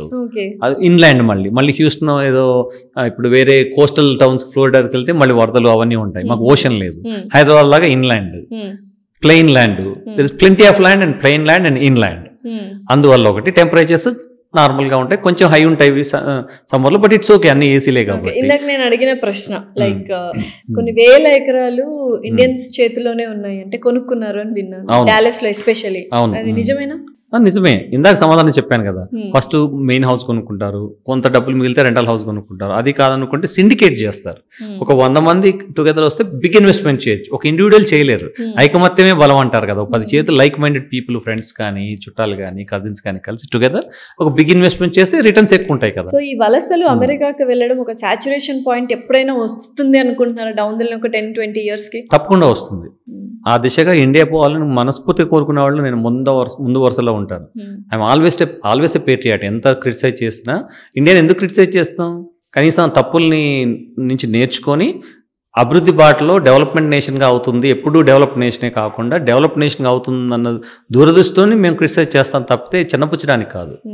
సో ఇప్పుడు ఈ రీసెంట్గా మైగ్రేట్ అయిన వాళ్ళు, లేకపోతే రిటైర్మెంట్కి మాలాంటి వాళ్ళు, ఇప్పుడు అమరావతి ఉంది, అమరావతి ఇంటర్నేషనల్ సిటీ లాగా వెళ్తే I will be happy to buy a flat and settle there. అన్ని ఈవినింగ్ సాంస్కృతిక కార్యక్రమాలని చూసుకుంటూ ఎంజాయ్ చేసుకుంటూ కృష్ణారామ అనే బదులు గానా భజన. ఫైనల్ క్వశ్చన్ అదే, అనంత్ గారు ఇప్పుడు ఫుల్లీ సెటిల్ అయిపోయారు కాబట్టి ఎన్ఆర్ఐ నుంచి ఆర్ఐ రెసిడెంట్ ఆఫ్ ఇండియా అయ్యే అవకాశాలు ఏమైనా ఉన్నాయి? చాలా మంది వస్తారు, తప్పకుండా వస్తారు. ఎందుకంటే ఇక్కడ మాతో సహా వచ్చే అవకాశాలు ఉన్నాయి. కానీ ఇన్ఫ్రాస్ట్రక్చర్ ప్రాబ్లం నేను చూస్తున్నాను కదా, ఇప్పుడు 3 వారాలు తిరుగుతున్నాను. ఎప్పుడు వెనక్కి వెళ్ళాలన్నట్టే ఉంటుంది, కానీ నన్ను ఎందుకు అట్రాక్ట్ చేయలేకపోతున్నారు? ఇంత ప్యాషనేట్గా ఉన్నా నేను, నాకు భాష అంటే ఇష్టం, కల్చర్ అంటే ఇష్టం, బట్ స్టిల్ నేను ఎఫర్ట్ చేయగలను, ఒక మంచి విల్లా కొనుక్కొని ఉండగలను. గిరిగీసుకొని ఎప్పుడు ఉండలేము. ఒక విల్లాస్ అంటే ఊరవతల ఓరార్లో మన కమ్యూనిటీలో మనం ఉంటున్నందుకు బయటకు వస్తే అదే పొల్యూషన్, అదే ట్రాఫిక్, అదే lack of civic sense. That's number 1 complaint for me. System అలా ఉండేది. ఇంకా మీకు విషయం తెలుసా, అమెరికాలో లైన్ ఆయన లైటర్ నోట్, అమెరికా లైన్ స్ట్రైట్గా ఉంటుంది, మీ దగ్గర లైన్ హార్జెంటల్గా ఉంటుంది. నేను అంటే కౌంటర్ దగ్గర నిలబడ్డా కదా, నేను ఫస్ట్ ఒక పర్సన్ నిలబడ్డాడు అనుకోండి, నేను వాళ్ళ వెనకాల క్యూలో నిలబడతాను, నేను అక్కడే ఉంటున్నాను. ఎందుకు తెలుసా, క్యూ ఇలా ఫామ్ అవుతుంది. మీకు ఒక జోక్ లాగా అనిపించవచ్చు, సివిక్ సెన్స్. బట్ అమెరికా జనాభా మన జనాభా వేరు కదా. పక్కవాడి మీద అసలు రెస్పెక్ట్ లేకపోవడము. America is all about individual respect, individual freedom. No matter what race, what finance, నువ్వు బీదవాడివా, గొప్పవాడివా, ఏ జాతి వాడివా లేదు, ఇక్కడ అది ఉంది. నువ్వు బాగా డబ్బులు ఉన్నవాడైతే ఒకలాగా చూస్తారు, డబ్బులు లేనివాడైతే ఒకలాగా చూస్తాడు. నా ఇంట్లో గడ్డి కోసేవాడైనా, మా ఇంట్లో తుడిచేవాడైనా, నేను అట్మోస్ట్ హ్యూమన్ రెస్పెక్ట్ ఉంటుంది. సో ఇది ఎప్పుడైనా మారే అవకాశాలు, అది మారితే కానీ ఇండియాకి రాను, అంతే, డౌటే లేదు. Thank you so much. Civic sense number 1 complaint, pollution number 2 complaint, traffic number 3 complaint, infrastructure number 4 complaint, political system is the top most of all this. ఈ పొలిటీషియన్స్, రాజకీయ నాయకులు మారినంత వరకు నేను ఇండియాకి రాను. బట్ ఇన్ని ప్రాబ్లమ్స్ ఉన్నాయి, ఎక్కడో మేము ఇండియాలో ఉన్న మీకు రాజకీయ నాయకులు చూపించుకోండి, నేను బోల్డ్గా చెప్తున్నా. ఈ కుళ్ళు పట్టిన, ప్రక్షాళన చేయలేని, ఈ రాజకీయ భ్రష్టు పట్టిన, లంచగొండితనంతో కూడిన రాజకీయ వ్యవస్థ మారే వరకు మాలాంటి ఎన్ఆర్ఐలు, ఈ దేశాన్ని ప్రేమించే ఎన్ఆర్ఐలు రారు. సో ఎక్కడో మీరు ఎన్ని చెప్పినా, ఎన్ని ప్రాబ్లమ్స్ ఉన్నా, ఇండియాలో ఉన్న మా ఇండియన్స్ అందరము నాతో సహా నా భూమిలో ఉండాలి, నా భూమిలోనే నేను చచ్చిపోవాలి అని అనుకుంటున్నాము. ఆ ప్రాబ్లమ్స్ అన్ని మేము అడ్జస్ట్ చేసుకుంటూ వీఆర్ ప్రౌడ్ ఇండియన్స్ అని చెప్తున్నాము. But ya, still I totally respect your opinion. Thank you so much అండి, thanks a lot. Thank you. But where in a global system, వసుదైక కుటుంబం అంటారు కదా, మనకి సరిహద్దులన్నీ చెరిగిపోతున్నాయి, ప్రపంచం అంతా కుగ్రామం, హోల్ వరల్డ్ ఈజ్ వన్. అలా వస్తే బాగుంది. అవును, అమెరికా ఏంటి, ఇండియా ఏంటి, ఎక్కడైనా భూమి భూమి అండి, ఒకటే గ్రహం. అది కావాలంటే చెప్తాను మీకు. డెఫినెట్లీ అండి, thank you so much. Wonderful conversation with you. Thanks a lot. Thank you, my pleasure.